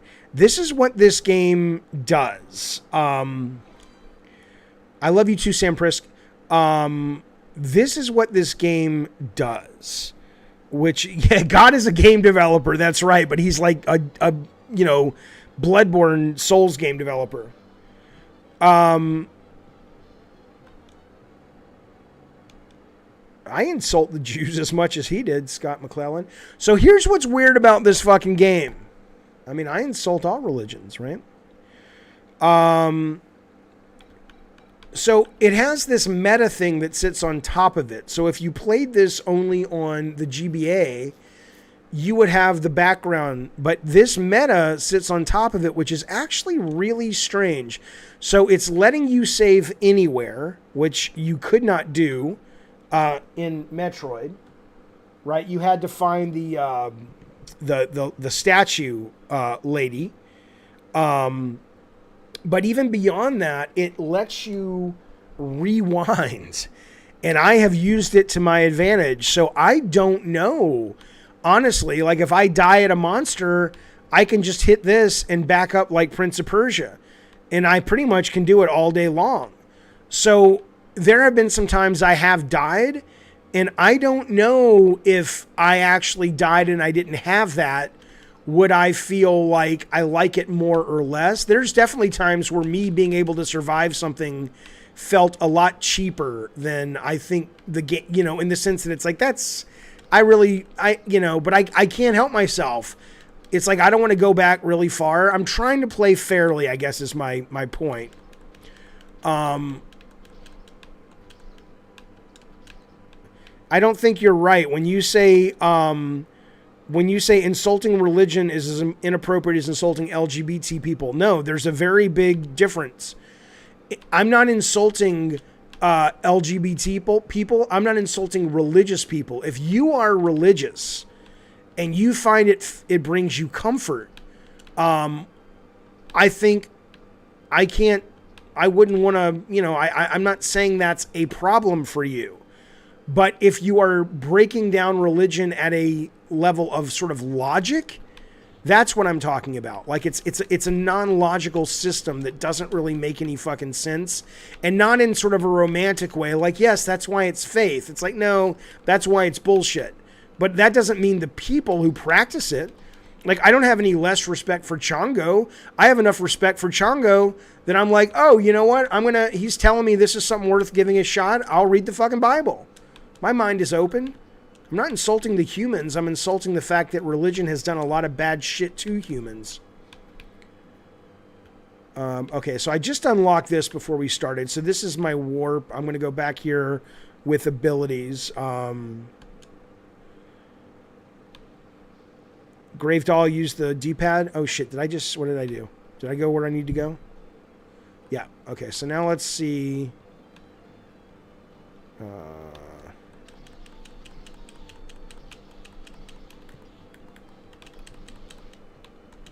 But yeah, I love this game so far. If I had God of War Remake at your hands, would you sneak in some gay shit? Oh, just to mess with people? Yeah, religion has done a lot of good for a long time, but at those times, it's also done a lot of bad. It's literally killed hundreds of millions of people in its name. And so I really got to focus on the game, though, or it's going to be like Jaffe. Religion's done a lot of good, but now it's doing, in my opinion, more harm than good. You ridicule the lifestyle of other people. You put yourself above them. The anti-LGBT people do the same.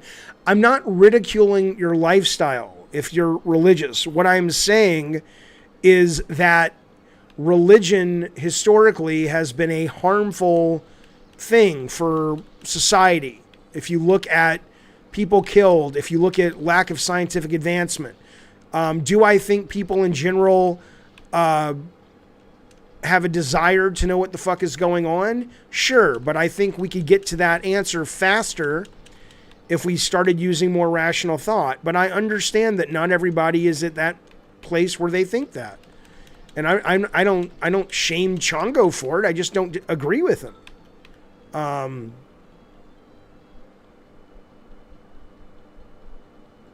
right, let me see something real quick. I just got to figure out what I'm doing.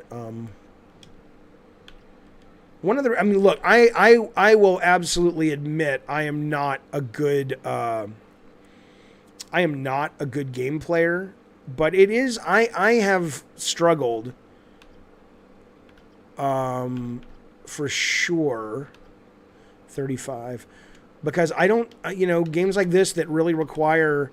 See, I wonder about that when you're like right now. I feel really guilty because I'm not paying attention to the stream or the chat, and I wonder about that. Like, do you like it when you watch people play games and they're not giving you their attention? Because I'm like, oh shit, I don't want this weapon anymore. But it's look at that. The enemies in this game are so cool. I get that they're little simple enemies, but I know that does more damage. But I need my reach, baby. But yeah, it's hard for me to focus on a game and also focus on talking to y'all. Oh, I know I'm not good in general. Hello, Mavizzle. But yeah, I mean, we can do a totally different religious stream later if you guys want to talk about that. Religion usually turns off a lot of the chat and they leave, and I'm not looking to do that on this particular stream. But I'm more than happy to do a religious conversation. Nobody minds watching somebody and then switch the chat. Yeah, okay, so I'll try to focus on the game for a little bit. I'll try to go in chunks, I guess. Ooh, what's this? Oh. The button layout's a little weird, but... Alright, what's this do? 39? What's the range, baby? What's the range? Oh, fuck this shit. No way. I want my whip, baby.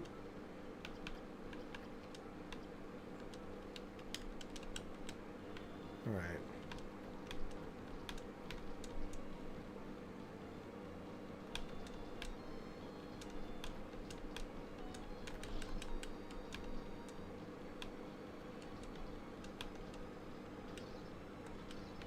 Oh, I'm about to die. Ah, wrong button, Jaffe.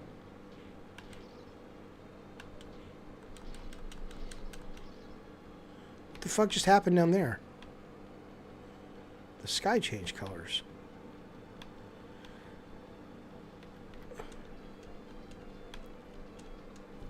Sadistic Gamer, I would respect you a lot more, or I would actually engage with you if you called in.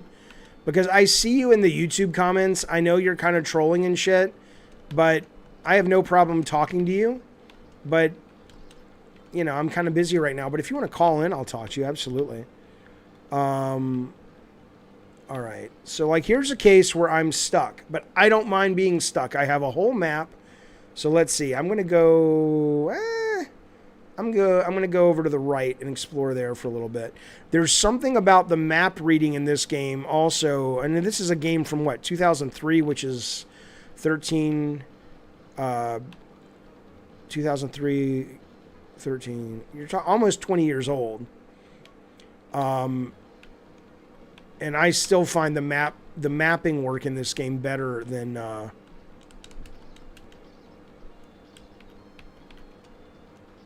Damn it. Hello, NCA Gamer. Thank you, buddy. He says, quick question. For my college assignment, thank you for the super chat, man. I have to interview someone and ask about their work and want to know if I can interview you. Yep, totally fine. Join the Discord and we'll set up a time to do it. What are you studying in college, man?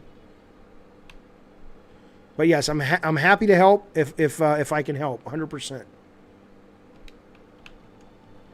All right. And thank you for that super chat, man. It's very generous of you.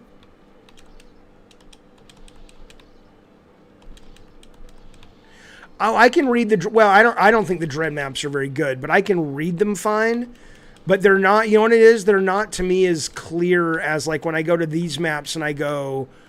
God damn, the buttons. They're so non-intuitive and you can't set all of them.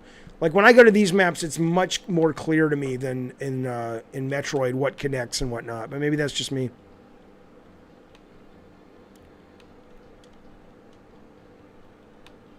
Hello, Anthony Vasquez. Hey, good to see you, man. How are you? All right, where are we going? We want to go right and go up this fucking tower. Okay, if we can.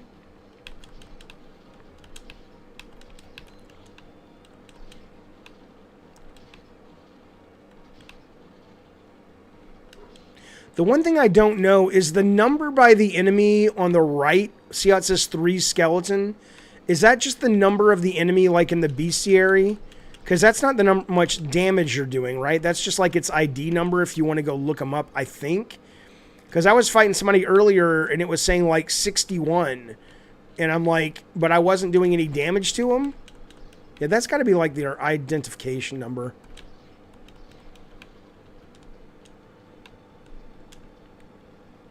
Look at those wings, baby.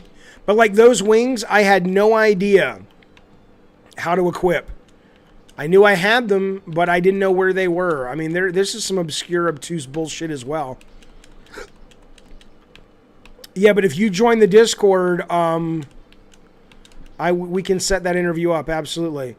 Hail, Harry Manlegs, you're a new sub. Well, thank you, buddy. Oh, shit, I wasn't paying attention.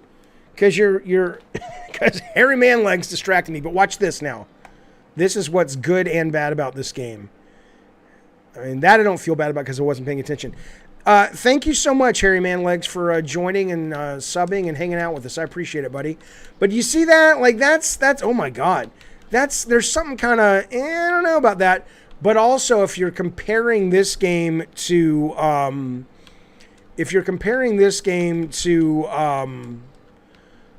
Metroid, or at least Metroid Dread, and I know Metroid Dread has to open up, and I understand that the Metroid Dread enemies are a lot more visually advanced, but goodness gracious, the enemy design and the enemy variety so far in this game, oh, Jaffe, you moron, is just crazy good, right? I mean, they're just, Jaffe, you piece of poo-poo. Come on, focus, Jaffe. Okay, hang on. Oh my God. Hey, Rob the Mod! How are you, Rob the Mod? Hey, what's up, Mavizzle? What's going on, man? Yo, fucking, yeah, man, I wanted to bring some shit up. What's up? I always, like, see this on Twitter. You're always, like commenting on it. The fucking, that console war shit, how people get all mad, you know, about PlayStation versus Xbox, and, like, I think, like, do you think it's really grown men that are still doing that shit? I think it is. I think little kids, I mean, I'm sure there are some, oh shit, hang on, man. I think for sure there are little kids that are doing that shit. But I think it's adults. I think it's, and some of them are trolling and just having a good time. And I think that's great. That's a lot of fun. That's like, you know, like Auburn football, they lost this weekend to Georgia badly. And I have cousins that root for Georgia, and, you know, they were trash talking online and stuff, but it was good natured. I think that's fun. But I think there are people who really, their identity is wrapped up in it, and I think it's really fucking disturbing. It's creepy, man. Yeah, that shit's weird, dude. Like that, and then, like, I noticed, like, Colin Moriarty tweeted about the Metroid Dread, the Kotaku article. And there are a lot of just contrarian fucking people on Twitter, man. Like, yeah. people just come out there and like they're trying to defend the emulation of that shit, a Metroid Dread, it's like it's a brand new fucking game though. Yeah, I mean, that one's a little tough because I know they did an update to that article, and they were kind of like going, well, we weren't really saying that, and that's our bad. But I don't know if that was ever satisfying. Oh, hang on. Strange, I sense a dark power within you. Who are you? It is rude to ask questions before introducing yourself. Yes, you're right. I can't give you my name. People call me Jay, as in Jesus. People call you Jay? Okay, why hide your real name? Are you a criminal, you loser? No, I have amnesia, and that's my favorite letter. Today is when Sesame Street was brought to you by letter J. I'm told it was in an accident in 99. Okay, I woke in the hospital. Oh, I see. My name is Soma. Your dark power, were you born with it? Oh my god, I don't know. I see. Mr. J. Oh, come on now. Why have you come to this castle? Call me J. Oh god, I filled with fear when I heard the name Dragul.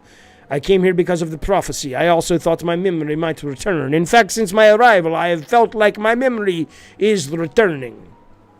And your accident occurred in 99, and maybe Dracula was involved. I fear you are correct, especially since I have magical powers. Shit, that's pretty good. Would you take amnesia and get magical powers in exchange? Jay, are you an exorcist? Well, you might say, but I work for no one but myself. I must be going. I'm sure we'll meet again. Okay, see ya. Wow, that's terrible. But yeah, Mavizzle, I think some people take it real fucking serious, and it's disturbing as fuck. Yeah, it's weird, man. I don't know. Like once I like got a job, I just bought both. Yeah, it's like and the games, yeah, and even if you can't afford both, that's fine too. But it's like just save up or accept that you can't afford both and get on with your fucking life. It's just a fucking video game. But yeah, people are a little nuts. You think this game's worth $20? What I'm playing right now? Yeah. I love this game, but I mean, if you love if you love Castlevania, then there's no doubt, because it's got 4 games on it, and you know, this game, god damn it, this game absolutely holds up to me. Hang on a sec, Mavizzle, I'm trying to get past this part. I'm majoring in business, says NCA. Thank you for the super chat, buddy. And minoring in hospitality. Also, I just messaged you on Discord. Gotcha. All right, tonight or tomorrow, let's find a time. But like that, if you're watching this game, does that seem fair to you that I can do that? That I can, that I can back up? I don't know. Right, Gabriel says the rewind feature is sick. It is sick, but it also feels a little, god damn it. It feels a little unfair, but if I was actually dying there, and I cannot find, I've been looking for a place to checkpoint. I can't find one right now. Okay, so here's what we'll do. Damn it. All right, we will change our weapon. Let's send out a cat. No, get him. Come back. Oh, really? Really? Okay, well, that's useless. Let's try. Let's try that. What's this do?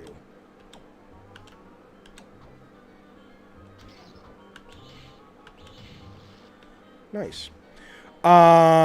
Save rooms to the left, heretic. Okay, cool. Oh shit. It's the dancing Wallendas. All right, Mavizzle, anything else you want to talk about, buddy? Yeah. About the rewind feature, just want to mention something. I think that it's awesome that they put it in there, like, because I feel like the difficulty in a lot of these games is kind of like outdated game design. You look at like games like Silent Hill 4 and shit, or like Silent Hill 3, where like they would literally make things so difficult just to extend the playtime of these games. It's hard. Yes, that rewind feature makes it more accessible for a modern day. audience. Yeah, I mean it's it's actually an interesting question as it relates to the Metroid stuff, because a lot of the Metroid criticism that's come my way, even though I haven't, I don't agree with it, is that oh Jaffe, you just want the game to hold your hand. But I mean anybody who watches, even though I'm terrible at it, anybody who's watched me play, Demon Souls and stuff knows I'm not looking for that. But hang on. There is, I would be really frustrated if every time I died in this game, I had to fucking go back. So maybe you're right. I don't know. Am I going to live stream the DC fandom event, Right. Helen? Man, I'm out of here. What's that, Mavizzle? I'm out of here, man. Try not. All right. Hey, sorry. I'm sorry. Sorry, my voice. tonight. Sorry, my voice chat. I'm not chatting that. It's hard to play and chat in a game like this. I'm trying to concentrate. But hey, how's your stream going? Pretty fucking good, man. I'm booked through fucking November now. We're about to jump into season. We're halfway through season 2. Just doing a whole bunch of fucking interviews, interesting people, and yeah, man, I'm shocked at how shit's been taking off. I've been getting free shit, press releases. I'm like fucking blown away. Really? Oh, that's fantastic. Well, good for you. Congratulations on that. Yeah, man, we gotta get you on one day, man. Anytime once I get you my want. shit together though. That's when I'm ready to have you on. You say when, I'll be there, buddy. Right on, brother. You have a good night. All right, talk to you soon.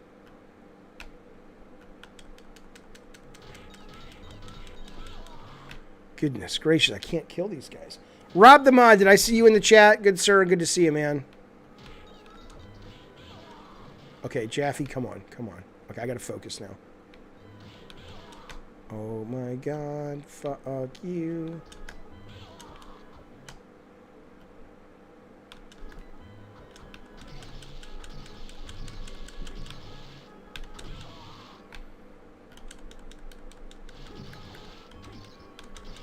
Like, I don't know if that should be fair or not, but I'll take it.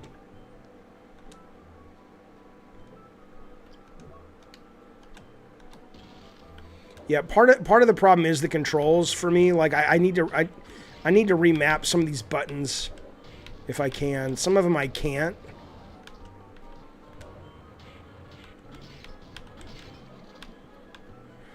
I hope you're playing this on easy.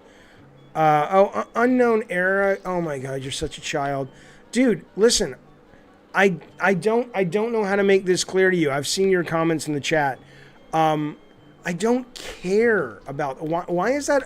Do you just not believe people when they tell you that they don't give a fuck about being good at video games? Like, is it that you can't fathom that? Is that what it is? That you're just like, but that doesn't make sense. Of course you have to love being good at games. I mean, right? I have no value associated with being good at video games. I don't care. I just like having fun.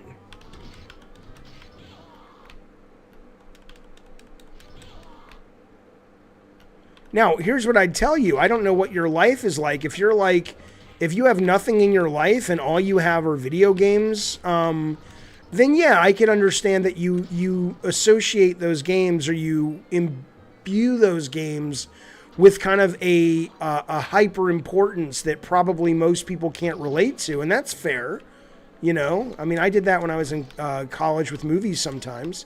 'Cause you do what you got to do to get by. But if you're like a normal person, and I don't mean a normal person doesn't love video games. I love video games, but I'm saying that a lot of y'all online seem to take that so fucking serious, like this pride of being good at a game, and I'm just like, maybe it's because I've designed them too, in the sense that I'm just like, as a designer of games, it's not like I'm sitting around when we're tuning them going, man, I would really want to meet the person that can beat this section. They would be my hero. They must be an awesome person to know in real life if they can beat this section. It's like, it just doesn't work that way.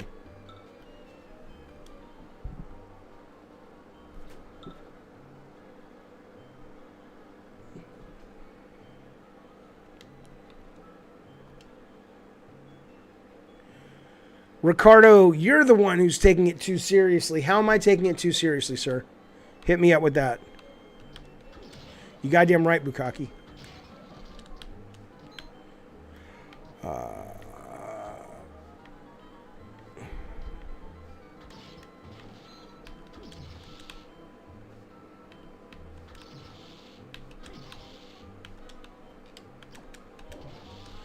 This music is very weird for this game. It's...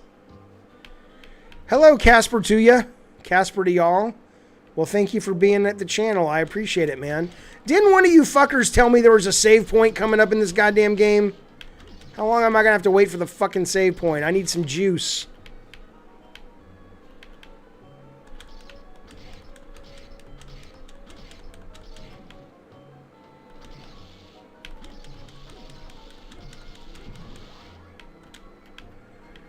Oh, you can't hear the music. Sorry, fellas.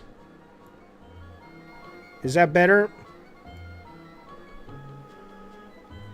Yeah, I mean, it's right, Chris, and I'm not making fun of people like that. Chris says maybe it's because we feel inadequate in so many other parts of life, and games are something we excel at. Right, I get it, but just be okay with that. Be aware that that's what's going on in your head psychologically, and then don't mock other people that don't have that same importance assigned. Crank it up a little more, okay. You need cock John, says Brendan. You need it? Thank you for the super chat, buddy.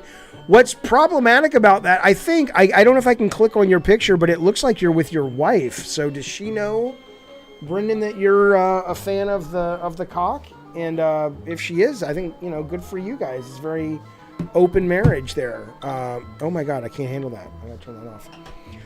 Thanks for taking time to make a video response to my question. Oh, thank you, Anthony. Thank you for the super chat. Means a lot. Always been a fan. Thank you, sir. I appreciate that. Hello, I'll drain your soul. Good to see you, bud. Is that right, Grave Doll? Listen, somebody was asking, oh, I went away, Heretic, from the one you mentioned. Shit, what was somebody asking? I wanted to answer this question real quick. All right, Marcus Star, good to see you, buddy. Oh, I love you were listening while you were riding home from work. That's so much fun. I love hearing that. Hang on. You're going to be a dad. You forgot to tell me, Mavizzle. Congratulations. Everybody who's capable, please give Mavizzle a picture of your choice on the Discord. That is great news, good sir. Congratulations. It goes by in the blink of an eye. My oldest is 18. It was yesterday. That little motherfucker was taking her first steps. They are the light of my life. I hope you have a great time being a dad. Congratulations, sir. Let's see where I'm looking for this chat somebody put. Shit. Oh yeah, it's real life. Yeah, you can save anywhere. Yeah, you can. Not in the game itself, but in the meta. So if it's very much like the game only lets you save in certain places, but you can save anywhere in the meta, like you're playing on a PC and you just kind of press this button, and you can go here, and it's very much like you're saving on a like save anywhere in a shooter on a PC, or a lot of console games these days, depending. But the difference though is in this game, when you hit a save point, it also refills your health and your mental power. And I don't have any potions or anything, and I have 1 hit point. So I'm kind of fucked if I don't get some abuse of power. I don't want to get hung up on. Why would you get hung up on? Are you not capable of? Are you talking about calling in the show? Are you not capable of calling in and not being a dick but still expressing disdain? Then get better. You should get good. I don't know if I will live stream Fandom. I will watch it. I mean, last year's was just kind of eh. I love the idea of it, and I've been reading so many more DC comics recently. I've been subscribed to Infinite forever, but my iPad is just, I haven't had it charged up. And I finally charged it the other night, or about a week ago, and I've started reading the Teen Titans from about a year ago, and I'm reading some of the new Batman stuff. I mean, the you know, the DC stuff is, I love Marvel, but the DC stuff is fucking great right now. So I'm excited to watch it, but I don't know. I'll probably stream the video game stuff. Like, I guess there's going to be new Gotham Knights information, and there's going to be new Suicide Squad game information. Why am I a hypocrite? Well, Rob the Mod. Rob the Mod, when's your internet coming back, man?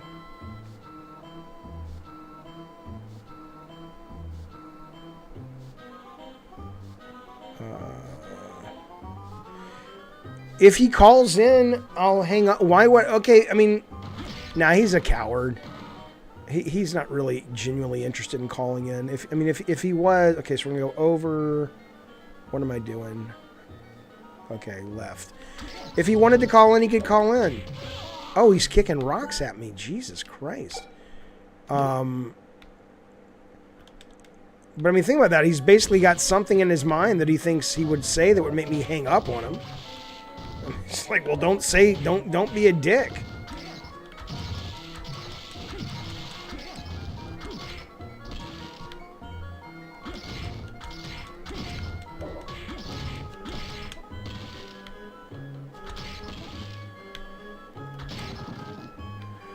Legends, hey buddy, thank you for that. Do I think of doing a charity stream? I do think about it, and I have done charity streams before. I actually wanted to do one for Rob the Mod because, you know, he lost a ton of shit in the Louisiana hurricane.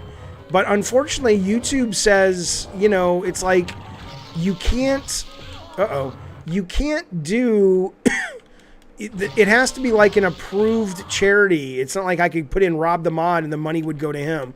But yeah, I've done charity streams, and I'm always open to them.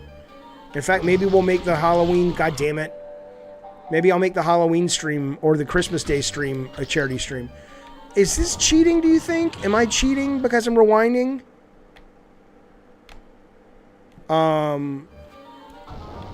Superman's son is gay. That's what I hear. Well, he's bisexual. That's what I hear.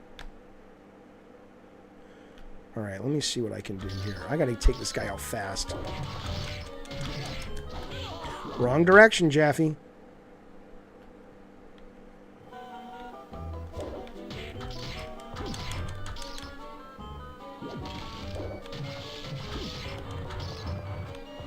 Hang on. Use your powers, motherfucker.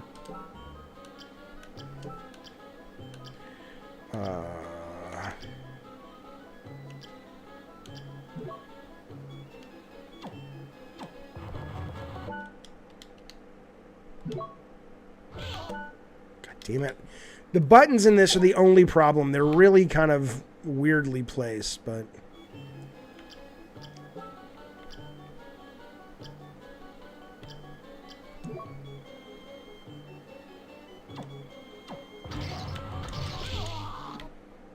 Okay, come on.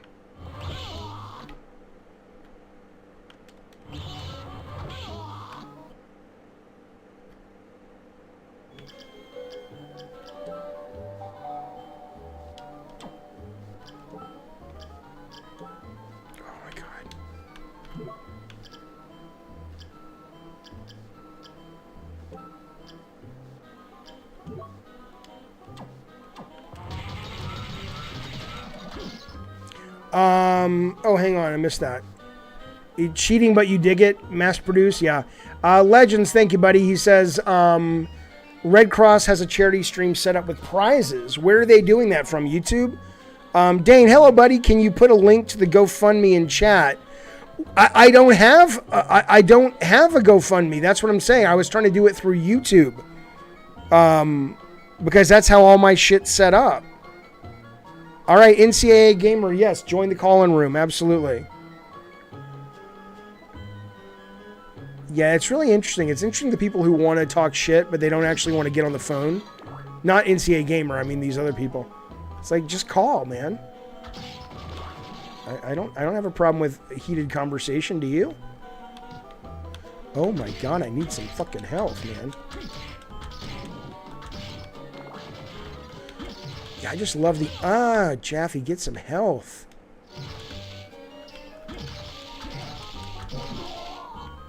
Yeah, I dig the enemies in this game so much more.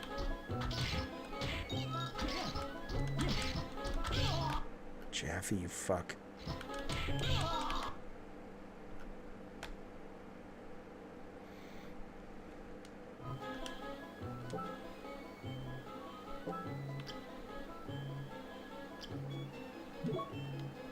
Hello? Twitchy that... Oh, hey, NCA, what's up, man? Hey, Jeffy, how are you?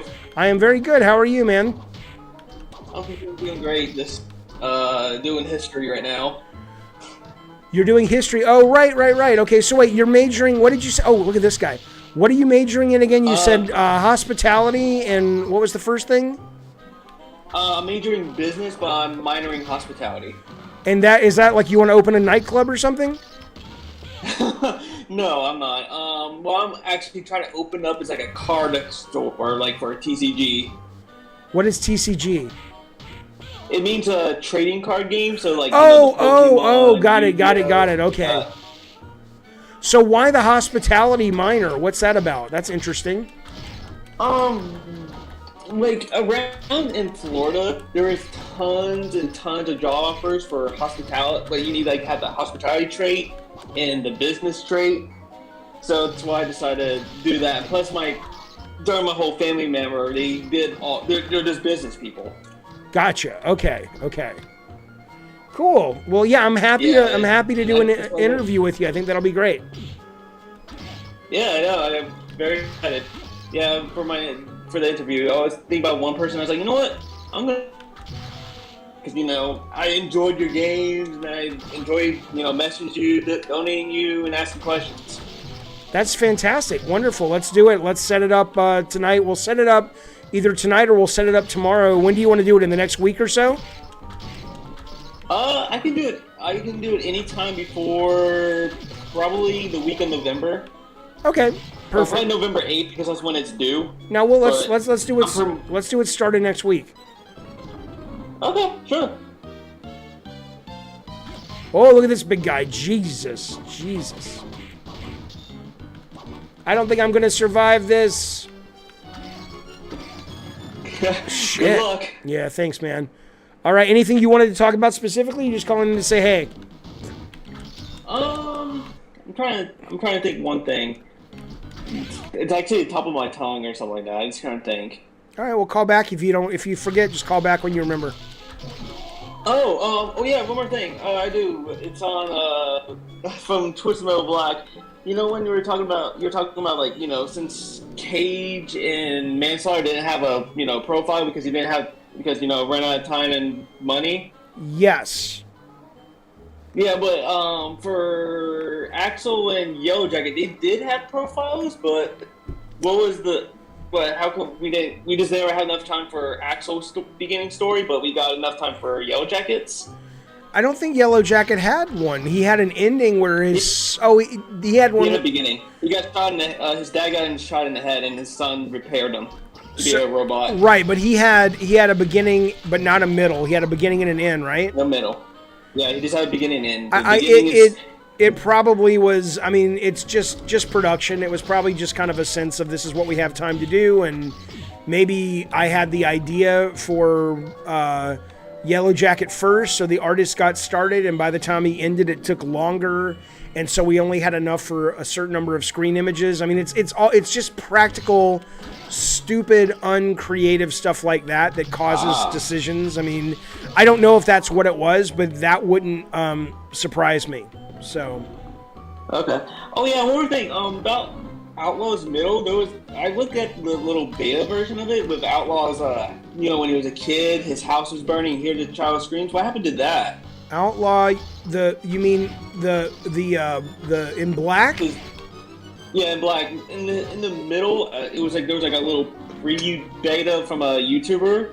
Had about the cuts, like the uncuts versions, and there was like one point in the middle of Outlaw, he was shooting the skinheads, I guess they call it. Right. then he said there was like a little tiny flashback. He said he heard the screams of his mom screaming in the background. That house is burning. I don't even remember his middle story. What is his middle story? In his middle story, he accidentally, like in the background, you see newspaper about how these terrorists are destroying everything, and he just lost focus, accidentally killed Finley. But in apparently, I guess the uncut, he was just thinking of the past, and his emotions got too much of him. I would have to go back and look at it. I don't remember that at all. Hang on 1 second. What's up, buddy? Mom's on the phone. All right. Oh, hello, David.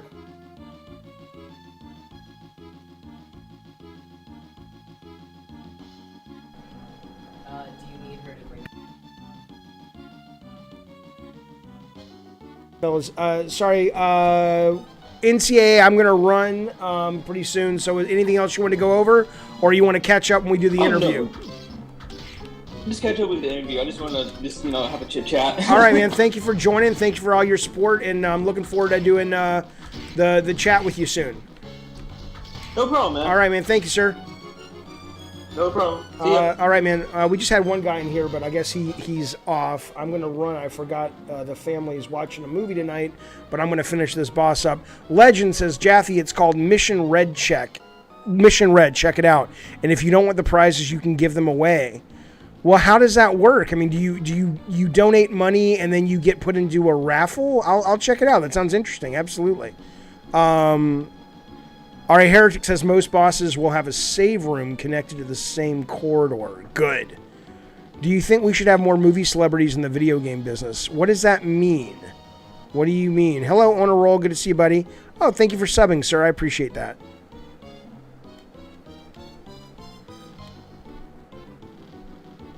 What are we watching? I think we're going to try to show my ex Squid Game. I've only seen the first episode. My son has seen a few. My daughter's watched the whole fucking thing.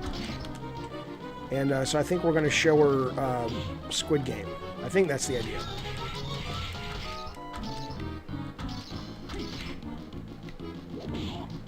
It looks like he's about to spit.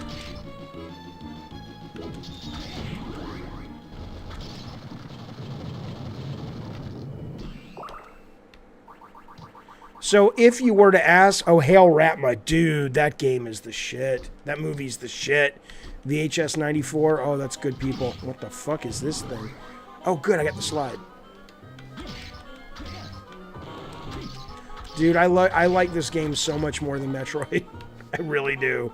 And I'm not knocking Metroid at all. I'm just saying something. I mean, this is a fucking 20-year-old game. I don't know.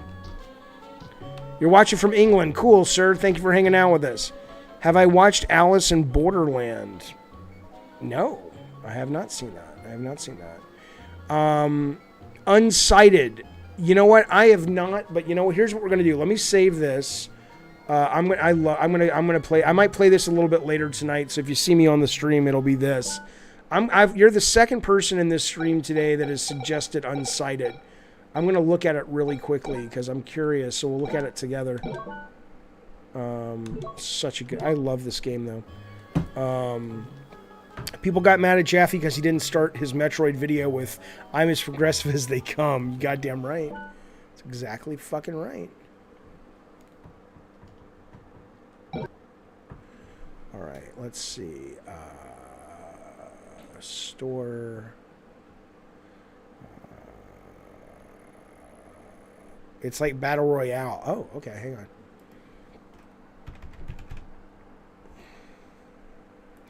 Isn't this on Game Pass? I think this is a Game Pass game, right? Why is it taking so long?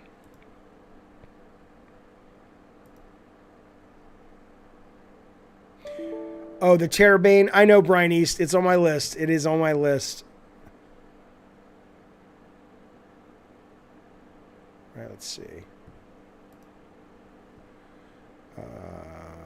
I played a little Back for Blood last night. You know, it's... Oh, there's new... Oh, they had games all the fucking time.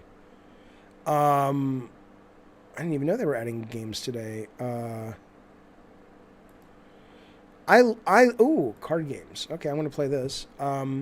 I like Back for Blood. It's kind of boring, right? I mean, am I wrong on that? Like, is that just me? I don't dislike it.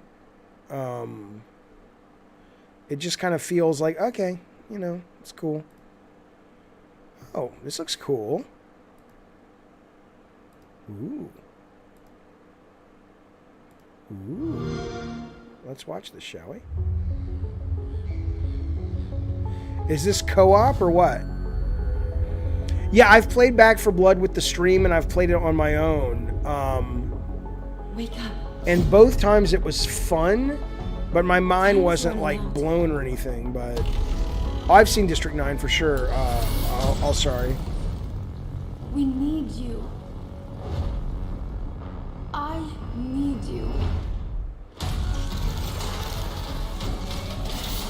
Nah, dog, I got to the second boss in Back for Blood. Yeah, this is the game they were telling me about.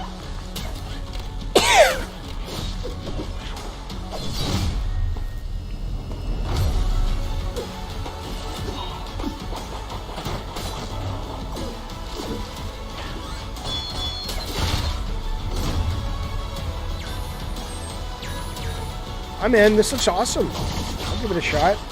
It has multiplayer. Okay, I'm going to go ahead and download it on my... use my phone to download to my Xbox. I know you can do it on PlayStation, but it's never been as seamless to me on PlayStation. Let's see. There it is. Unsighted. Before it's too late. Install to Xbox. Boom, there you go. And then tonight when I sit down, I'll have this waiting for me. Which, again, I'm not saying that Sony doesn't do that, but I've never been able to get their app to work as good. So, BB and Tina, I know, I'm going to play it. I'm going to buy I'm going to spend $20 and buy it just to give Bacon Magma some closure on his joke. But I am going to, stream it. You want a new SOCOM? I can't get you a new SOCOM, at least at the moment, but I can highly recommend this game right here, which a lot of SOCOM fans will tell you is as close as you're going to get for a while. Insurgency Sandstorm is pretty fucking good, man. It works fine on the PlayStation app. You can delete games. Okay, cool. Maybe I haven't had the PlayStation app since I got my PS5, so maybe they've done an upgrade. When I had it trying to do it on PS4 and having it like remote install, like, oh, it'll be ready when you get home, it never worked, but maybe it's improved now. Doug says Squid Game is god tier. I teach in Korea. I even heard a 9-year-old boy talking about it. Oh my god. It's inappropriate, but I would have watched it when I was 9 as well. Point and click games. I grew up with those games. I love the idea of them and I love them. But more often than not, the moment-to-moment game mechanic just feels a little, after a while, it's just too much pixel hunting for me. So, you goddamn right, Mr. K, I did it first. I've done these streams stoned, Twisted. There's a bunch of them. I did a Days Gone stream stoned. Oh, okay, cool. I'll download the app tonight. That's good to hear. Fuck you, Lamborghini. You're going straight to hell, you son of a bitch. I'm waiting for the X to get here. She's not here yet, so I'm going to just show the guy who asked about SOCOM. Now, you talk about me being bad at games. I'm terrible. I'm terrible at this game, but I like it. That's the thing. I don't need games to hold my goddamn hand. They just got to be fair and they got to be good. And this game is both of those things. It's a great fucking game. And I'll tell you something else about this goddamn game. Between this and Halo, it's the first time in a very long time that I have been excited for, like, I've been like counting the days for shooters. Like the Halo beta was great. And I'm loving this too. Hello, Quiet Night. Good to see you, buddy. It's been a while. I'm good. How are you? Why is that not resetting, though? Oh, because it's the wrong screen. Now, again, you watch, and I will be horrible at this, but that's okay.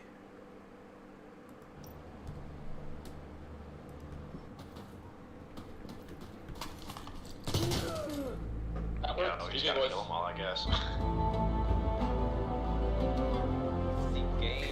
Hip hop. This is Insurgency Sandstorm.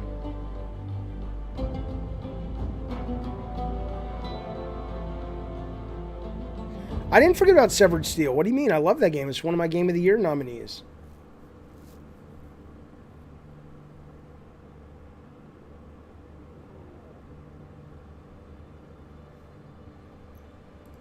Yeah, I love this game, but again, you'll see in a moment, I'm shit at this game.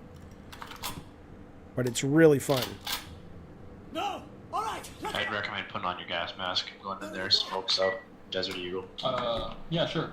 Do I have a If gas you're pushing mask? B, that is. Okay, never mind. I don't even know if I have a gas mask. See what I'm saying? Smoking it. Pistols I'm only. flanking left, because usually nobody goes there. I heard there's a new State of You Play gotta coming grab an up ass out there. in December is what I heard.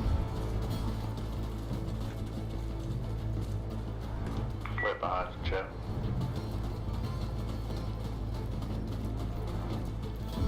But like compared to Call of Duty, Yeah, this we're gonna game go is... left. We can maintain radio silence. Yeah, they can actually hear you over the Oh, radios never too. mind. You're nuts. That's fine. Listen to coughs.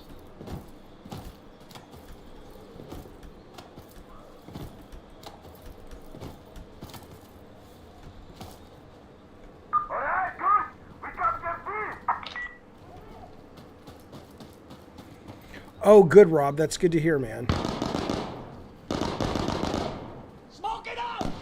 Yeah, Rob, there's so many games you've been missing. We got to play, man. Back for Blood's out.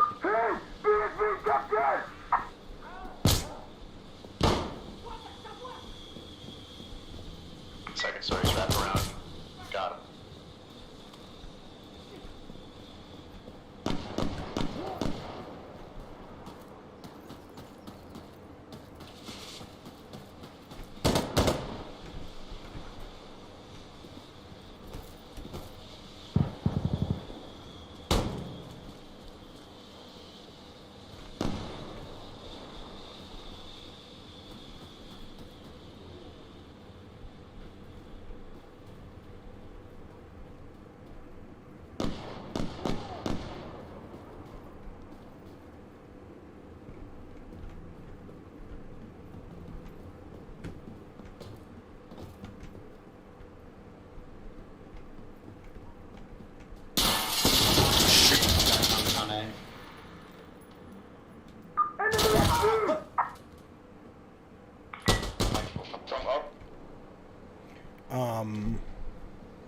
Yeah, but I love this game. It's so tense. It's so... No, I didn't quit on Castlevania. I love it. I got to go in a second. So somebody was asking me about SOCOM, and I said, oh, well, I don't know about that, but this is the closest I've found to SOCOM in a long time.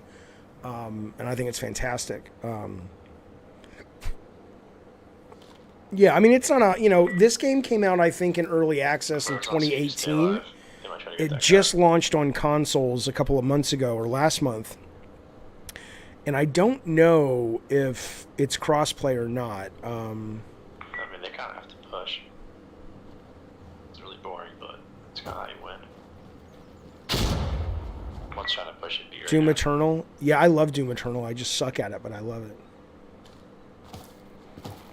But even this, I like sitting out of the match because, you know, it makes life so much more, you know, it's a good balance between they'll bring you back in if they hit their objective, but otherwise you're just waiting, so it makes you more tense. How do you feel about difficulty level and niche genres like shoot 'em ups? I don't know how to answer that because every game is different, even that are niche, you know?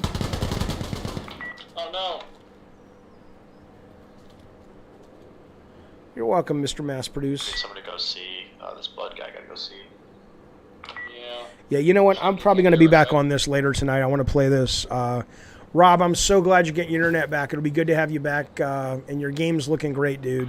What are you calling it now? What is the name? What the fuck is the name of your game? I like the name, but I can't remember it yet. I just saw it today, and I was like, oh, that's the name. But it's cool, dude. It's cool. What's this dude at sea doing? I mean, he's got preventing a cap, which is clutch, but... Oh, mass produce, this does too. This gets you totally, your heart beating. He wouldn't have the line of fire. There you go. Unless if someone's stupid enough to pop up, like, in front of those windows, right? 2 guys left. It, I started a vote kick to see if he would push a C. It's not, or A, whatever. It's nothing malicious. Let me know if there's any members, Gavin and Games members, who want to get this. We'll make up a little. I mean, we'll suck. If you have me on your squad, you'll suck. But we can play together and stream it. I know Spazbo has it. I don't know if anybody else has it. This is PC. This is Insurgency Sandstorm. No, I'm pretty sure it just goes on indefinitely until the until points are no longer contested. I think it's gonna go to overtime since there's someone on B. Yeah, no, just like extends infinitely, like until. Oh damn. Okay then, that's curious. Oh, he's the only one left. Shit. Wait, what happens if overtime expires and it's still stalemate? It's a draw. Have they Mentology? Okay. I feel like he's Rob the Mods game, I think it's Unreal, I think. It may be 30 frames, I don't know. Do I think burning the American flag, if you're American, is wrong? No, I think it's the most American thing you can do is burn the flag and not stand for the pledge. All right, I'll be playing this later tonight, I think, if I have the energy to stream again. Anyway, fellas, that's it for now. It's only camping in that case, but there are different modes. That particular mode might lend itself more to camping. I don't know. But anyway, fellas, I'm out. Thank you for hanging out. Thanks for talking games. Thank you for the chat and the conversation. Welcome to you new members. Thank you for the super chats. I will reach out to you in CAA. Let's talk tomorrow and set up an interview. And in the meantime, you guys be well, be safe, and I'll see you guys real soon. Thanks, everyone.